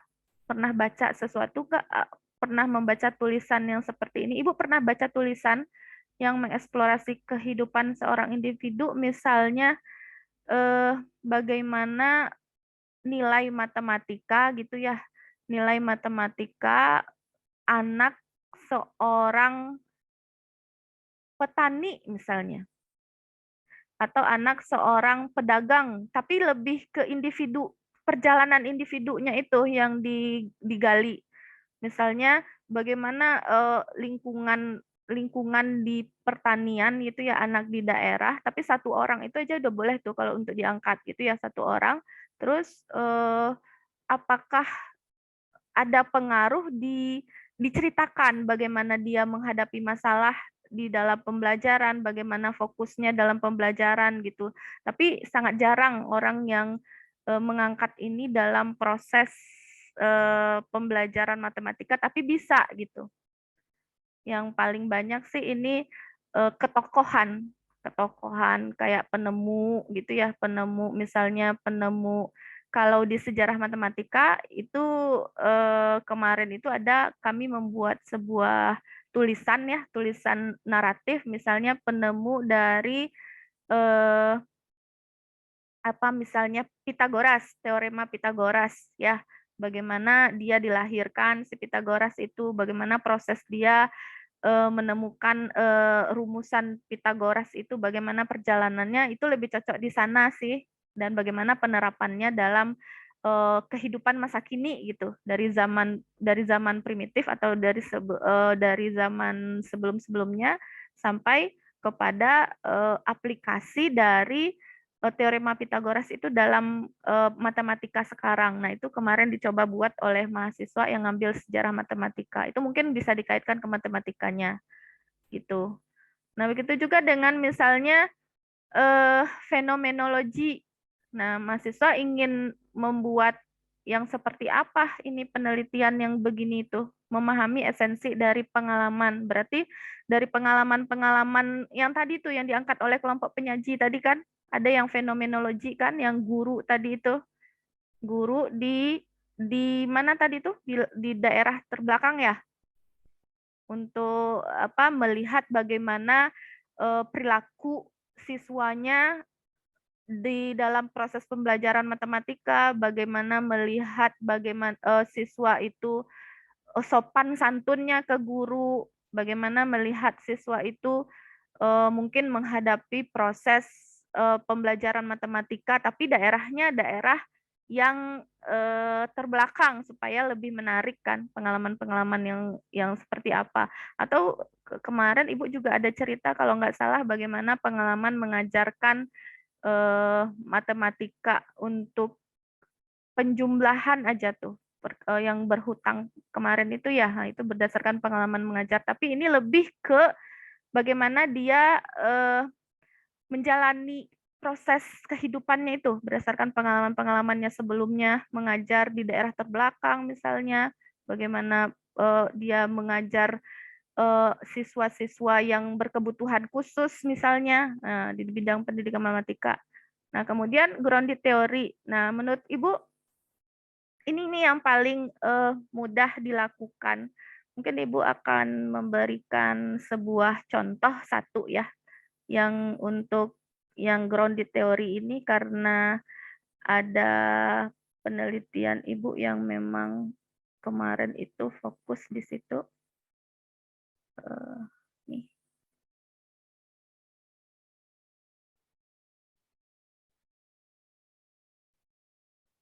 Tapi ini artikel ya. Ini mungkin bisa menjadi sebuah rujukan bagi mahasiswa ini yang mau mencoba melakukan penelitian grounded theory gitu ya. Ini judulnya itu adalah I'm not very good in solving problems and exploration of student problem solving behavior gitu ya. Jadi ini ceritanya adalah si peneliti ini mengambil 5 sekolah atau 5 SD gitu ya di Australia ceritanya ini. Kemudian memberikan hanya soal-soal pemecahan masalah, sekitar 5 soal gitu ya. Kemudian dilihat bagaimana siswa itu berperilaku dalam mengerjakan soal pemecahan masalah itu.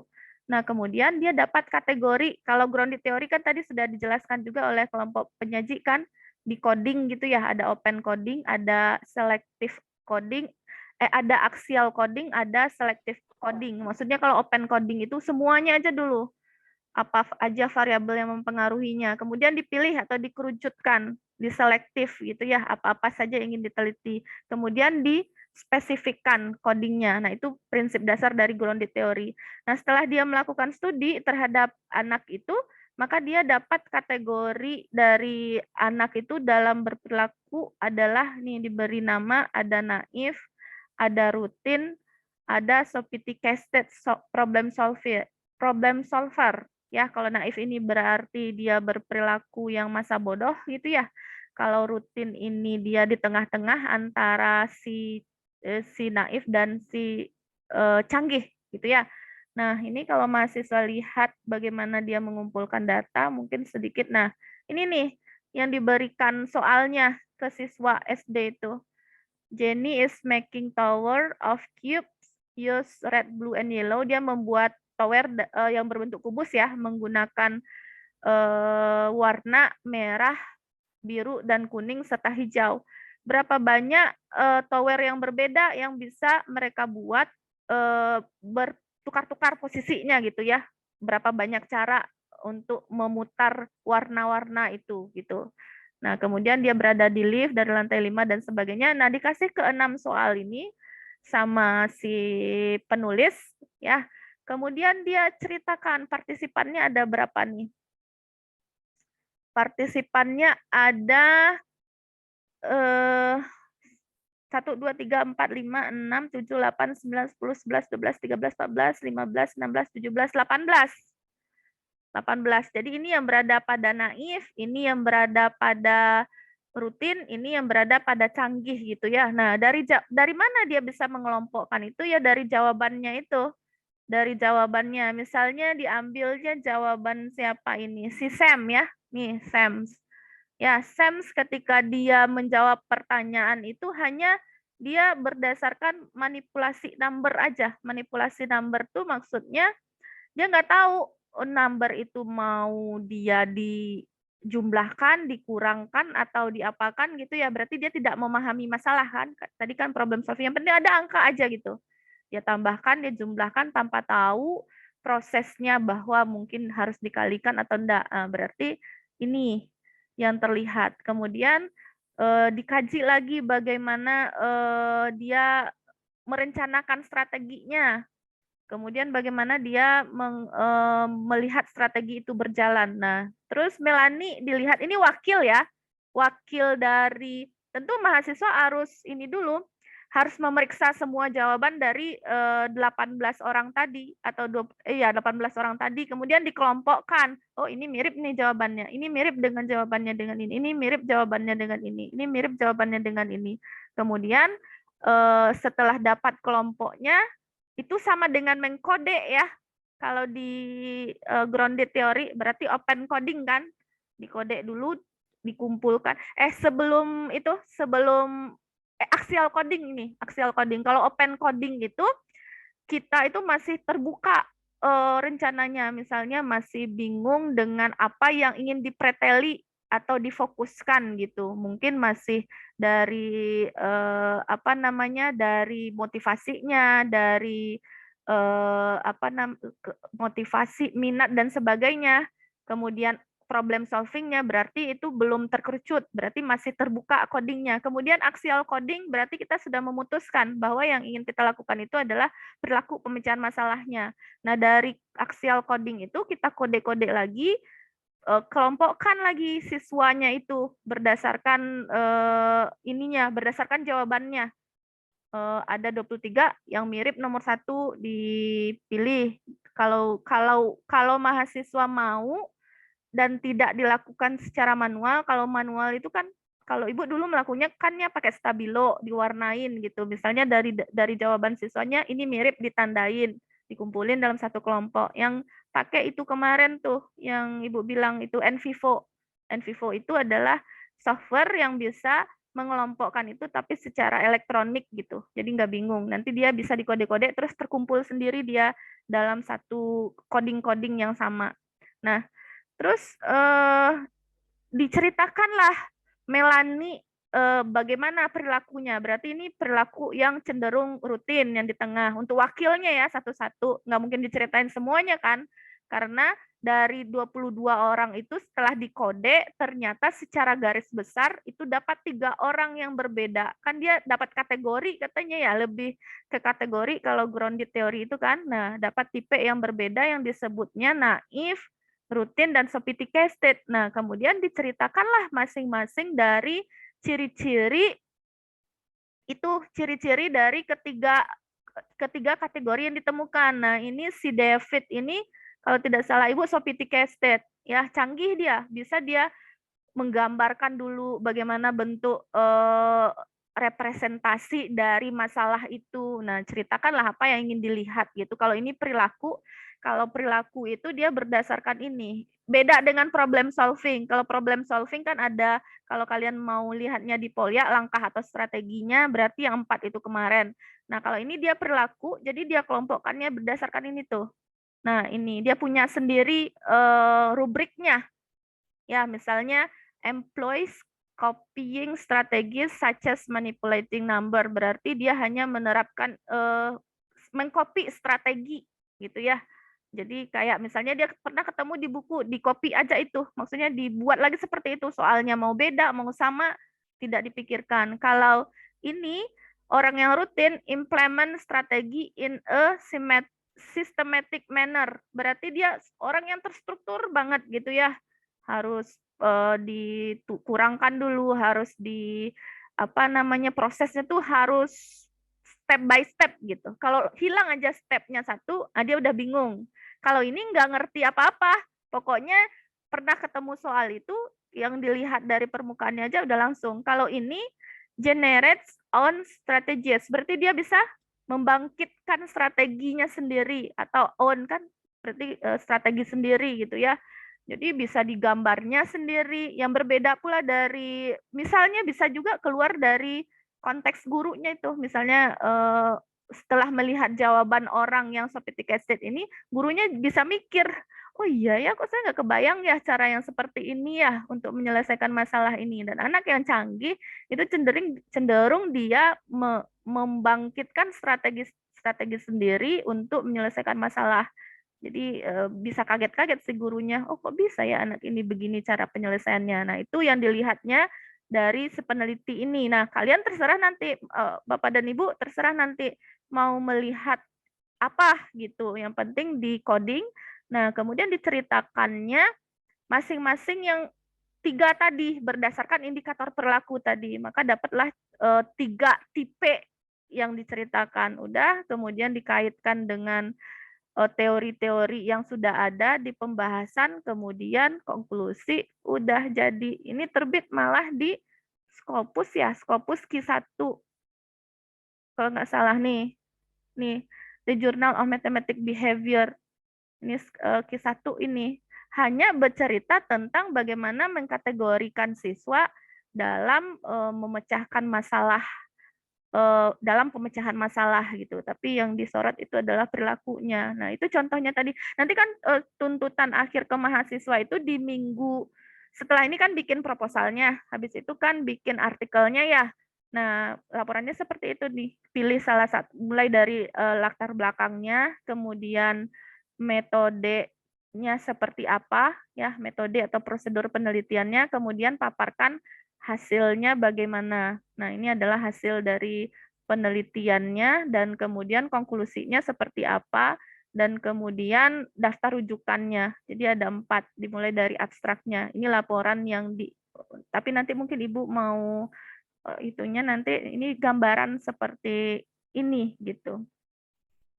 Untuk apanya. Jadi kefokusan itu tadi sebenarnya yang diinginkan. Misalnya etnografi, berarti jenis penelitian yang tadi itu yang dipilih adalah grounded theory. Silahkan mahasiswa cari sendiri bagaimana teknik mengumpulkan datanya, bagaimana instrumennya, bagaimana memperoleh hasil tadi. Kalau tadi itu kan sederhana tuh kan. Apa instrumennya cuma kan soal tes kemampuan pemecahan masalah yang tadi itu cuma 5 soal. Dipilih 5 sekolah, dari masing-masing sekolah dipilih wakil anaknya tinggi sedang rendah gitu kan.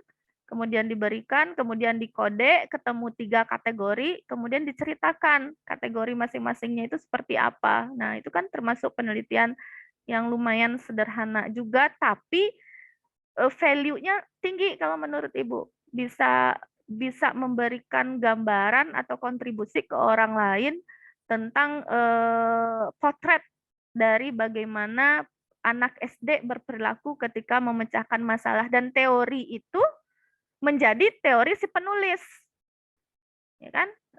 Berarti kalau misalnya Anissa nanti ketemu kategori yang Anissa pilih sendiri namanya, itu menjadi teori Anissa dalam tulisan Anissa gitu. Yang tadi itu berarti menjadi teorinya si Muir dalam tulisan dia. Oh, dia punya teori bahwa perilaku itu ada 3 potret.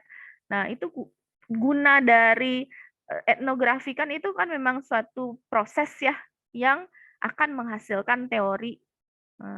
Gitu. Jadi walaupun nampak sederhana, tapi hal yang dihasilkan besar kan, menjadi ilmuwan yang sudah menciptakan teori. Mahasiswa juga bisa melakukan itu. Nah, kalau etnografi berarti kebudayaan, difokuskan kebudayaan. Kemudian bagaimana pengumpulan datanya, bagaimana filosofinya, bagaimana pengumpulan datanya, bagaimana analisis datanya, instrumen apa yang digunakan, dibuat dalam bentuk tabel di buku yang Ibu share kemarin itu sudah lengkap semuanya. Yang ini tuh kalau mahasiswa bisa lihat yang di bagian ininya ya, yang di bagian analisis data dan pengumpulan datanya. Nah, itu ini bisa jelas dilihat. Kayaknya kurang ya. Ini bisa jelas dilihat. Nah, ini bagaimana mengumpulkan datanya, membaca seluruh teks, kemudian membuat catatan, memberi kode awal kalau dia penelitian naratif. Nah, bagaimana mengorganisasikan datanya, bagaimana keterbacaan datanya, bagaimana mendeskripsikannya, bagaimana mengklarifikasikan data menjadi kode atau tema, bagaimana menafsirkan data atau makna. Bu, maaf Bu, nggak kelihatan. Iya Bu, maaf Bu, belum kelihatan Bu. Belum ya? Bu. Belum. Belum ya? Bentar. Ini belum juga? Udah Bu. Oke, udah. Nah, itu di buku itu juga sudah cukup. Kalau tadi kan fokusnya, kemudian bagaimana ciri-ciri masing penelitian, bagaimana paradigma masing-masing penelitian, bagaimana filosofi masing-masing penelitiannya ya diuraikan. Nah, kalau di sini yang di halaman berapa itu juga diringkas dalam bentuk tabel begini tuh. Jadi tidak panjang-panjang seperti yang kelompok 1 itu tadi, kayak di copy semua narasi, kemudian dibacakan semua tulisannya. Jadi agak membosankan dan agak tidak dapat intisarinya. Kayak gini misalnya tuh, bagaimana proses analisis data, penyajian data. Yang di halaman sebelumnya pengumpulan data dan instrumen yang digunakan. Ini Bu hanya memberikan sampel yang di bagian akhirnya. Yang pertama itu misalnya, bagaimana mengorganisasikan data pada penelitian naratif. Nah, bagaimana di penelitian fenomenologi, bagaimana di penelitian grounded teori, bagaimana di etnografi, bagaimana di studi kasus. Misalnya nih, mendeskripsikan data menjadi kode dan tema gitu ya. Kalau di penelitian naratif itu mendeskripsikan cerita atau rangkaian pengalaman dan menempatkannya dalam kronologi. Berarti pengalaman-pengalaman itu diceritakan berkronologi ya, misalnya tadi diberikan contoh misalnya apa tadi, pengalaman misalnya bagaimana mengajar di daerah tertinggal, mengajar matematika ini. Ya, misalnya dalam penggunaan teknologi misalnya, penggunaan teknologi tidak ada teknologi yang memadai, misalnya kalau mau pakai media yang berbasis web tidak ada internetnya atau apa gitu. Nah, itu yang diceritakan, cerita atau rangkaian pengalaman-pengalaman. Kalau misalnya penelitian grounded theory itu menceritakan kategori coding terbuka yang tadi, ya kategori-kategori. Berarti ini interpretasi datanya kan, bagaimana cara menyajikan datanya. Nah, itu berarti setelah ditema dan setelah ketemu kategori-kategori, dideskripsikan masing-masing kategori itu. Itu cara cara menyajikan data pada penelitian grounded theory. Kemudian kalau etnografi berarti mendeskripsikan lingkungan sosial para pelaku peristiwa atau menggambarkan lingkungan atau setting gitu ya. Tapi ini kalau di matematika seringnya ethnomathematics ya. Kemudian studi kasus mendeskripsikan kasus atau konteksnya. Nah, misalnya kasus di anak berkebutuhan khusus, proses pembelajaran dalam penjumlahan dan pengurangan aja gitu, yang paling sederhana aja tuh untuk anak tunarungu, sesulit apa sih mengajarkannya, bagaimana respon dari anak-anak itu ketika memperoleh materi penjumlahan dan pengurangan, ada kasusnya kan. Nah, itu dideskripsikan pada kasus-kasus itu konteksnya seperti apa atau konteks nyatanya ketika diberikan seperti apa. Nah, itu adalah penyajian data pada masing-masing penelitian. Kemudian tadi ada sebelum ini ada lagi tuh tabelnya instrumen yang digunakan dan bagaimana memplot instrumen itu. Nah, seharusnya begitu tuh yang dibuat itu jadi intisari. Mungkin begitu Bu sedikit tanggapan dari kajian kelompok 1.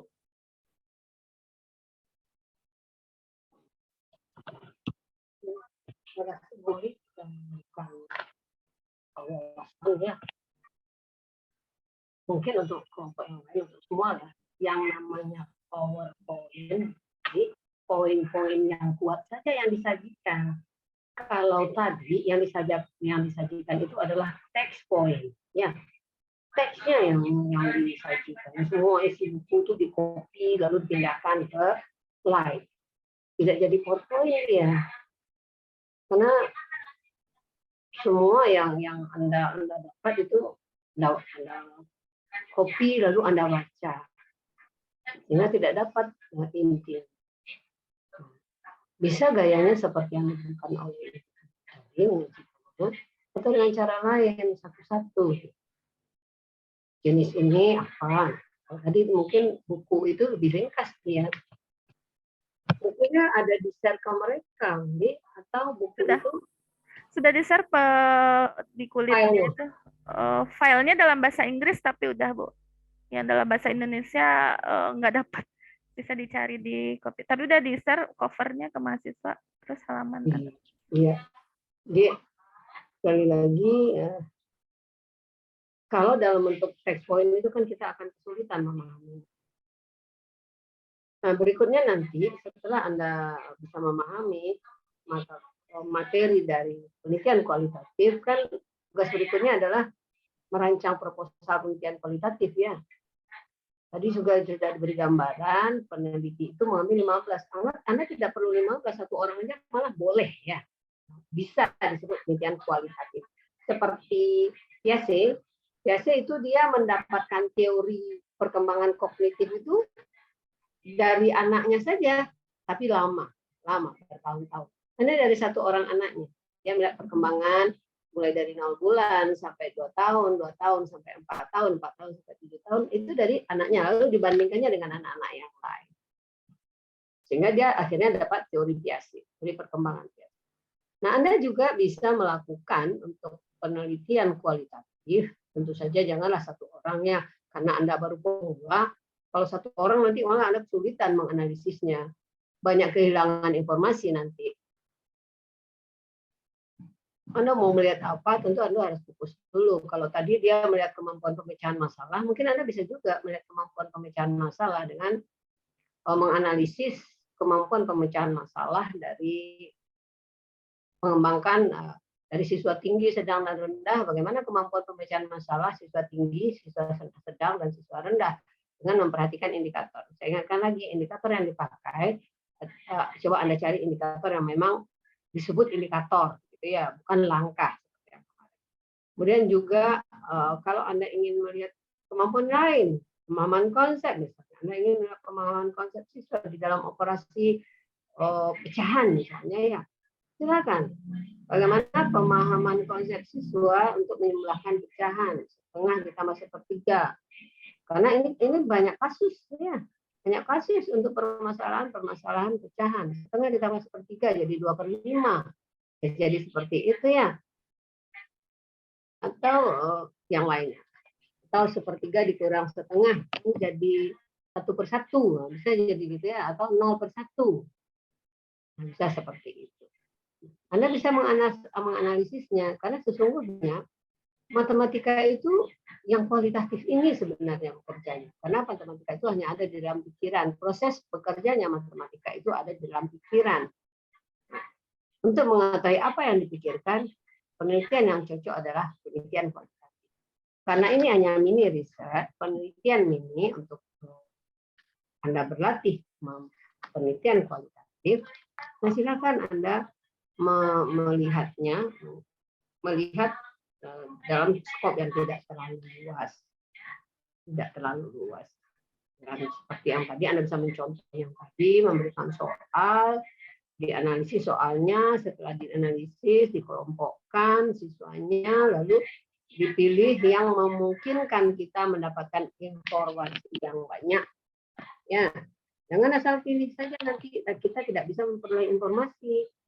Bagaimana kita memilih siswa yang akan kita dalami itu memungkinkan kita memperoleh informasi yang luas dan dalam, ya, informasi yang luas dan dalam.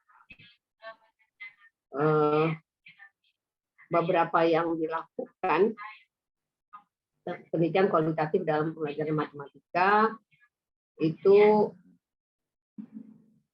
baru dalam bentuk analisis kesalahan, analisis kesulitan, seperti itu ya.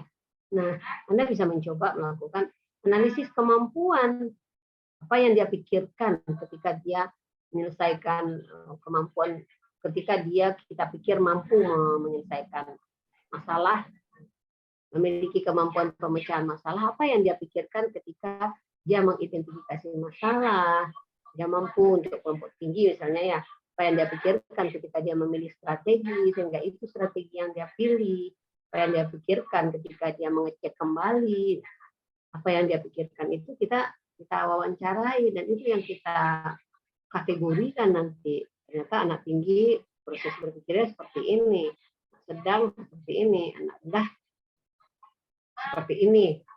Itu adalah contoh-contoh penelitian kualitatif.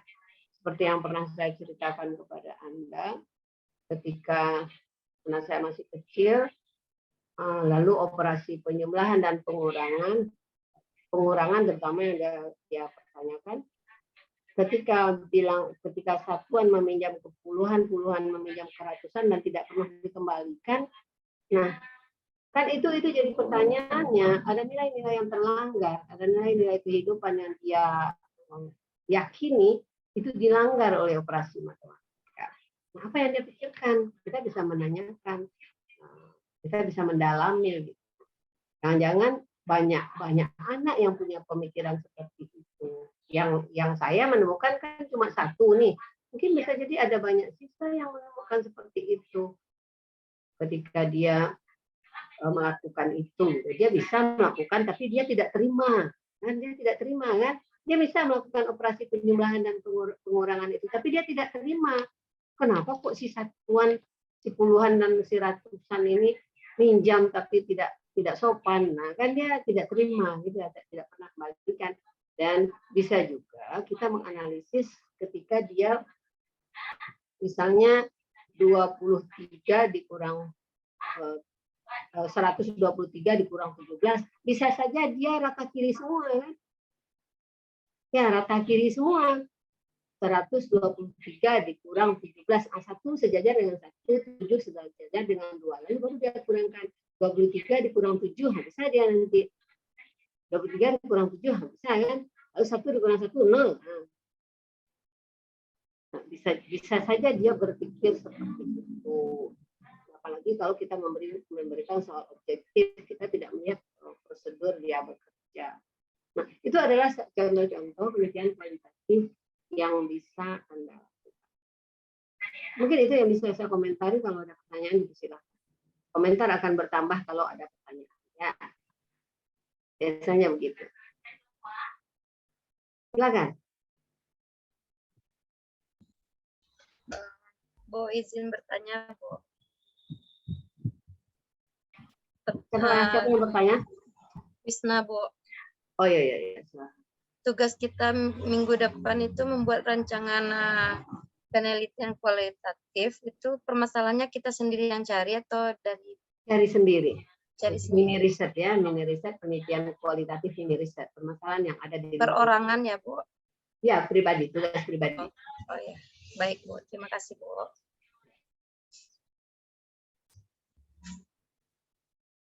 Minggu depan itu kan Anda tugas individu ya, mandiri, tapi absensinya tetap dikerjakan ya. Karena kan bukan tidak kuliah cuma tidak bertemu saja kita. Anda tetap kuliah, Anda tetap belajar, tapi kita tidak bertemu. Gitu. Bu, izin bertanya, Bu. Ya. Seperti yang contoh yang diberikan Bu Uli tadi, Bu, itu kan soal pemecahan masalah. Soalnya itu apa divalidasi soal dulu apa gimana, Bu? Sebelum diberikan ke anak. Terima kasih, Bu. Sebaiknya disepakati dengan gurunya ya, disesuaikan dengan indikator yang ada, lalu dirundingkan di timnya. Apakah itu sudah sesuai? Jadi jangan sendiri saja bekerjanya. Sepakati dengan guru senior, dengan NGMP misalnya. Kalau mungkin itu dengan kami. Ya, jadi hendaknya dibuat juga kisi-kisi soalnya. Ini sesuai dengan indikator A, B, C, D.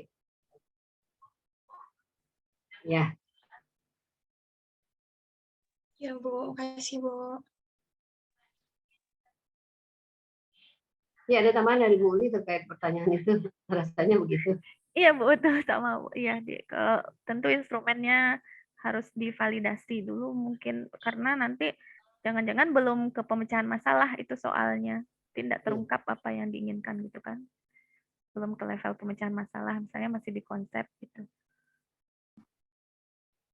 Oke, kalau ada lagi silakan. Izin bertanya, Bu. Ya.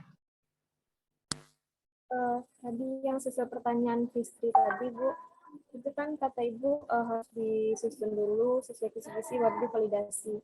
Kalau seandainya soal yang sudah valid, yang sudah ditentukan daya pembeda dan lain-lain itu apakah bisa digunakan, Bu?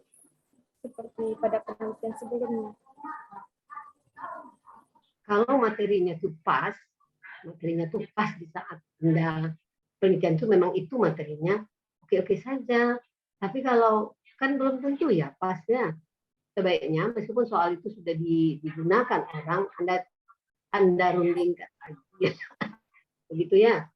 Dilihat lagi, dicermati lagi. Untuk validasi cukup valid konten validity saja, tidak perlu daya pembeda reliabilitas tingkat kesukaran, tidak perlu. Untuk kualitatif, konten validity saja.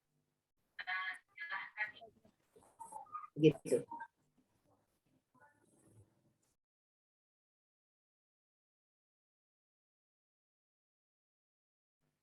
Ada lagi, boleh?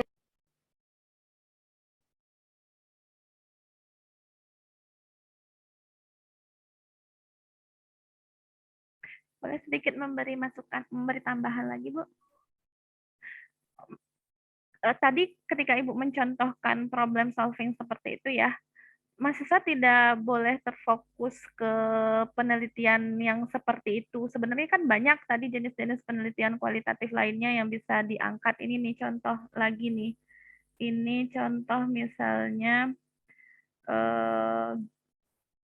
nih gestur ya. Nih gestur. Ini salah satu contoh penelitian yang menurut Ibu cukup menarik. Dia hanya memperhatikan bagaimana gestur siswa berdiskusi dalam memecahkan soal. Nah, ini instrumennya gitu ya. Nah, kemudian misalnya nih di detik 1-1 ketika dua orang sedang berdiskusi dalam memecahkan masalah, mereka mengatakan ini nih, sambil menggebrak meja gitu, atau sambil memukul meja. Nah, gestur yang untuk memukul meja itu apa misalnya? Gestur untuk meyakinkan orang lain kah? Berarti kan mahasiswa mencari lagi definisi gestur dalam penelitian itu apa? Kemudian apa jenis-jenis gestur? Apakah dia memperjelas bahasa bahasa bahasa tubuhnya, bahasa pikirannya dengan mengelola bahasa tubuhnya gitu kan. Kita macam-macam kan cara kita mengekspresikan untuk meyakinkan orang lain atau ketidakpercayaan diri kita ketika menemukan jawaban. Kemudian kita yakinkan orang lain dengan gestur yang kita tampakkan. Nah, ini sederhana juga nih penelitiannya kan. Kemudian hanya merecord gitu ya, memvideokan dua orang yang sedang diskusi, kemudian dia amati per menitnya itu bagaimana gestur-gestur yang muncul dari dua orang itu.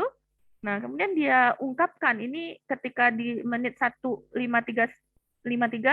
itu ngapain dia.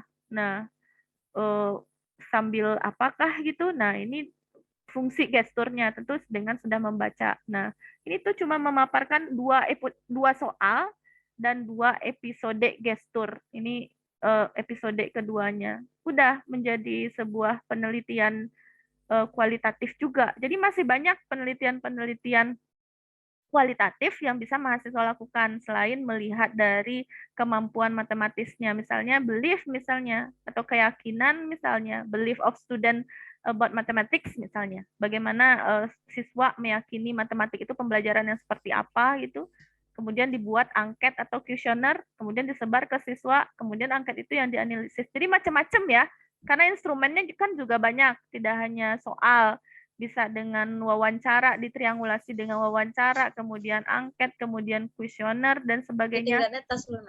Nah, itu muncul ketika mahasiswa membaca berbagai artikel, bahkan di luar itu sangat sederhana tuh, penelitian-penelitian kualitatif tadi kan juga sederhana tuh, hanya memvideokan ketika 2 soal diberikan, kemudian ada 2 anak, itu kan 2 anak yang sedang berdiskusi, kemudian dilihat gesturnya per sekon, per menitnya, di menit sekian apa yang terjadi, di menit sekian apa yang terjadi.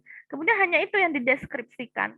Tapi tentu saja mahasiswa itu harus memahami jenis penelitian tadi tuh, jenisnya apa, metodenya apa, teknik analisis datanya apa, instrumen yang digunakan apa, teknik analisis datanya apa, bagaimana penyajian datanya, itu harus ngerti. Di buku itu udah lengkap tuh yang Ibu share kemarin itu. Bahkan per itu tuh mendetail ya, per kotak-kotaknya itu. Bagaimana mendeskripsikan apa saja instrumen yang dipilih untuk jenis-jenis penelitiannya. Kalau penelitiannya metode gini, apa saja yang harus diungkapkan gitu di hasil dan diskusinya. Nah, kalau proposal kan harus begitu kan? Ada bab 1, bab 2, bab 3 kan?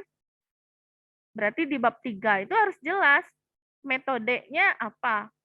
Apakah naratif, apakah etnografi, apakah apakah grounded teori. Nah, itu kan tadi belum terlalu muncul di diskusi kelompok 1 tuh. Nah, kemudian instrumen yang digunakan apa, teknik analisisnya bagaimana, triangulasi datanya bagaimana. Kemudian nanti di artikelnya di yang minggu kedua itu mahasiswa harus meringkas lagi hasil proposal yang dibuat dengan hasil riset sederhana. Karena sudah ada hasil dan diskusi kan, kalau proposal kan cuma sampai bab 3 kan.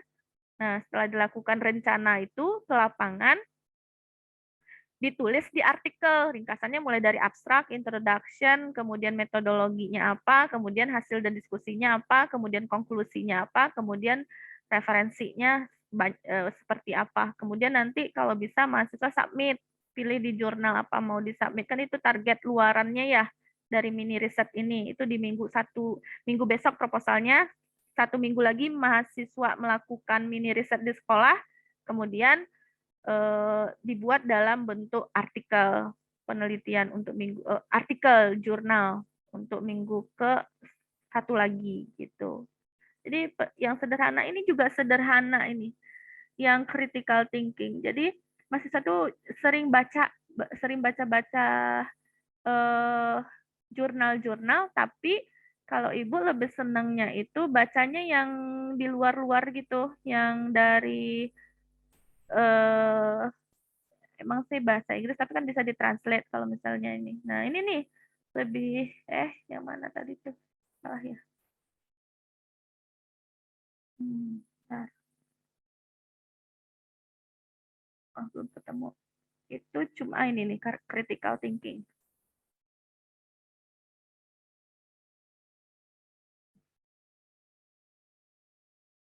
Nih. Ini juga sederhana idenya. Judulnya nih. Nih. Integrating theories in the promotion of critical thinking in mathematics classroom. Ini cuma menanyakan ke siswa dengan pertanyaan-pertanyaan kuesioner, menurut mereka tuh critical thinking itu apa sih gitu. Proses berpikir kritis, bukan soalnya yang berpikir kritis ya, tapi hanya menanyakan ke siswa aja sebenarnya menurut mereka tuh critical thinking itu seperti apa gitu. Nah, itu yang dibahasnya di pembahasannya, cuma sedikit aja sederhana. Nah, nih, finding nih ya, penelitiannya ada siswa, ini tuh. Nih, bagaimana menurut siswa tentang critical thinking. What is the critical thinking? Kan itu kan apa itu critical thinking? Nah, ini siswanya jawab, ini jawab, terus ini jawab seperti ini jawab seperti ini. Nah, dari jawaban-jawaban itu nanti dikategorikannya, udah selesai. Mungkin ada siswanya yang menjawab critical thinking itu adalah begini gitu ya. Atau ke guru juga lebih bagus tuh, tapi apakah boleh mahasiswa S2 melakukan ke guru gitu ya? Menurut guru, siswa yang sudah berpikir kritis itu siswa yang seperti apa gitu. Kan belum pernah ya kita mencoba menanyakan ke guru kan, menurut guru A, siswa yang dikatakan sudah mampu menyelesaikan masalah itu seperti apa? Menurut guru B, menurut guru C. Nah, kita kategorikan nanti dari jawaban-jawaban guru itu. Apakah guru itu sendiri mengerti dengan apa yang dikatakan siswa sudah berpikir kritis atau belum? Kan sederhana juga tuh. Jadi banyak sih ide-ide bagi kalau anak mahasiswa S2 udah boleh ke guru, Bu? Belum? Untuk kegiatan ini bisa saja selama mereka sudah memiliki kemampuan berpikir kritis. Iya benar. Kemampuan berpikir kritis orang sementara mereka sendiri belum paham kemampuan berpikir kritis itu. Bagaimana mereka akan mengkritisi nanti kalau mereka sendiri tidak mampu atau tidak mempunyai kemampuan itu. Jadi Anda boleh saja mau meneliti apapun, asal Anda memang sudah melekat betul setiap indikator dari kemampuan itu. Sehingga nanti Anda bisa mengkomentari. Jangan-jangan nanti meneliti, tapi si peneliti sendiri tidak memiliki kemampuan itu. Jadi aneh kan? Bisa saja.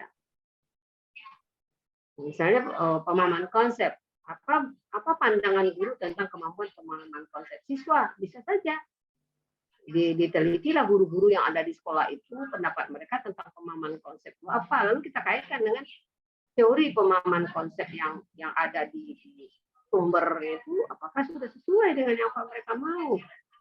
Ya, nanti kita bisa berkomentar juga, oh ternyata ini yang mengakibatkan siswa tidak memahami konsep karena guru tidak menguasai indikator pemahaman konsep.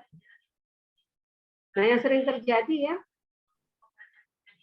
kenapa kok siswa di ujian sekolah, kalau dulu ada UN ya, ujian sekolah tuh nilainya 89 saja, pas UN ujiannya 45, nah kan aneh gitu ya. Di sekolah ujiannya tuh 89 aja, tuntas saja terusnya. Pas ada ujian nasional, nilainya 4 dan 5 saja gitu. Nah, sebagian besar 4 dan 5. Padahal kalau KKM-nya 8, siswa semuanya tercapai KKM-nya tuh. Jadi aneh. Di rapor kalau ujian sekolah nilai rapornya tinggi-tinggi, tapi UN-nya kecil. Itu kenapa? Nah, berdasarkan analisis yang kita cermati beberapa periode gitu ya, ternyata guru tidak pernah merumuskan tujuan pembelajaran itu sampai ke KD.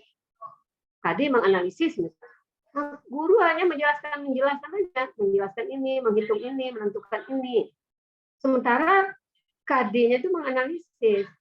Dan soal UN itu memang soal yang KKU-nya KKU KD. Menganalisis soalnya. Nah, siswa belum pernah pergi sampai ke menganalisis itu.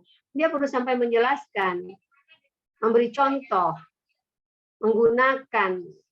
Belum pernah dia menganalisis, apalagi mengevaluasi, gitu, meng-create.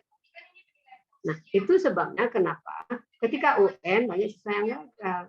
Nah, mungkin sekarang tidak ada UN-nya, tapi kan ada UTBK ya. Mereka kan untuk melanjut studi nanti UTBK. UTBK itu mereka memperhatikan KD, melampaui KD nanti ujiannya. Soalnya melampaui KD. Karena KD itu kan kemampuan minimal. Untuk menyeleksi siswa harus melebihi kemampuan minimal. Nah, kalau guru hanya merumuskan suka-sukanya karena tidak ada UN, maka itulah jadinya. Ketika UTBK banyak yang gagal nanti anak-anaknya. Dia bisa mengkaji bagaimana kemampuan guru untuk tujuan-tujuan pembelajaran matematika yang ada.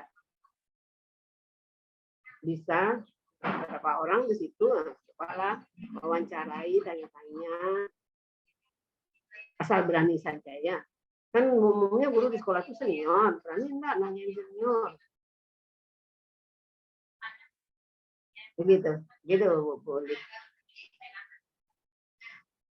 Iya, berarti. Bu, izin bertanya, Bu. Kalau untuk penelitian yang akan kami lakukan ini, Bu, ada minimal sampelnya nggak, Bu? Soalnya harus satu kelas gitu. Gimana, Bu? Ini kualitatif. Tadi bilang boleh 3 orang. Ini berikan kualitatif, nggak ada satu kelas. Tapi ketika Anda memberikan tes, tentu minimal 1 kelas. Nggak mungkin Anda berikan tes 3 orang saja lalu bisa menganalisisnya. Nggak mungkin. Kalau Anda mau lihat kemampuan pemecahan masalah, teslah dia 1 kelas. Lalu nanti dikelompokkan, pilih beberapa orang untuk didalami. Baik, Bu. Didalami kemampuannya. Ya. Kalau 3 orang saja, Anda gimana mendalaminya nanti? Karena kita belum mengelompokkan dia, kita belum tahu kemampuan dia itu tergolong tinggi, sedang, rendah. Seperti itu.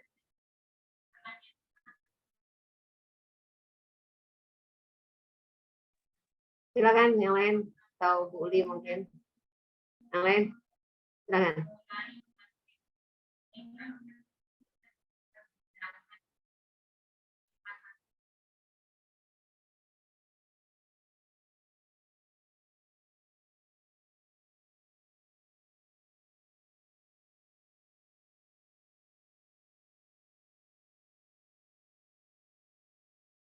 Bagaimana? Tidak ada lagi, Bu Uli? Kalau tidak, kita off aja. Iya, sudah pada menunggu ya, Bu. Ada pas. Nah, coba silakan dipikirkan rencana apa yang mau dikaji gitu ya. Nah, tadi kan Ibu sudah memberikan beberapa inspirasi tuh. Nah, bisa dicari-cari lagi tuh artikel-artikel kualitatif di berbagai jurnal-jurnal itu. Nah, dari membaca itu nanti akan dapat ide gitu. Nah, mau seperti apa penelitiannya. Mungkin gitu aja ya, Bu. Kalau sudah tidak ada pertanyaan lagi mahasiswa, mungkin perkuliahan hari ini kita cukupkan sampai di sini. Terima kasih. Semoga mahasiswa bisa menyelesaikan tugasnya 2 minggu ke depan dengan baik. Ibu akhiri dengan Assalamualaikum warahmatullahi wabarakatuh. Waalaikumsalam warahmatullahi wabarakatuh.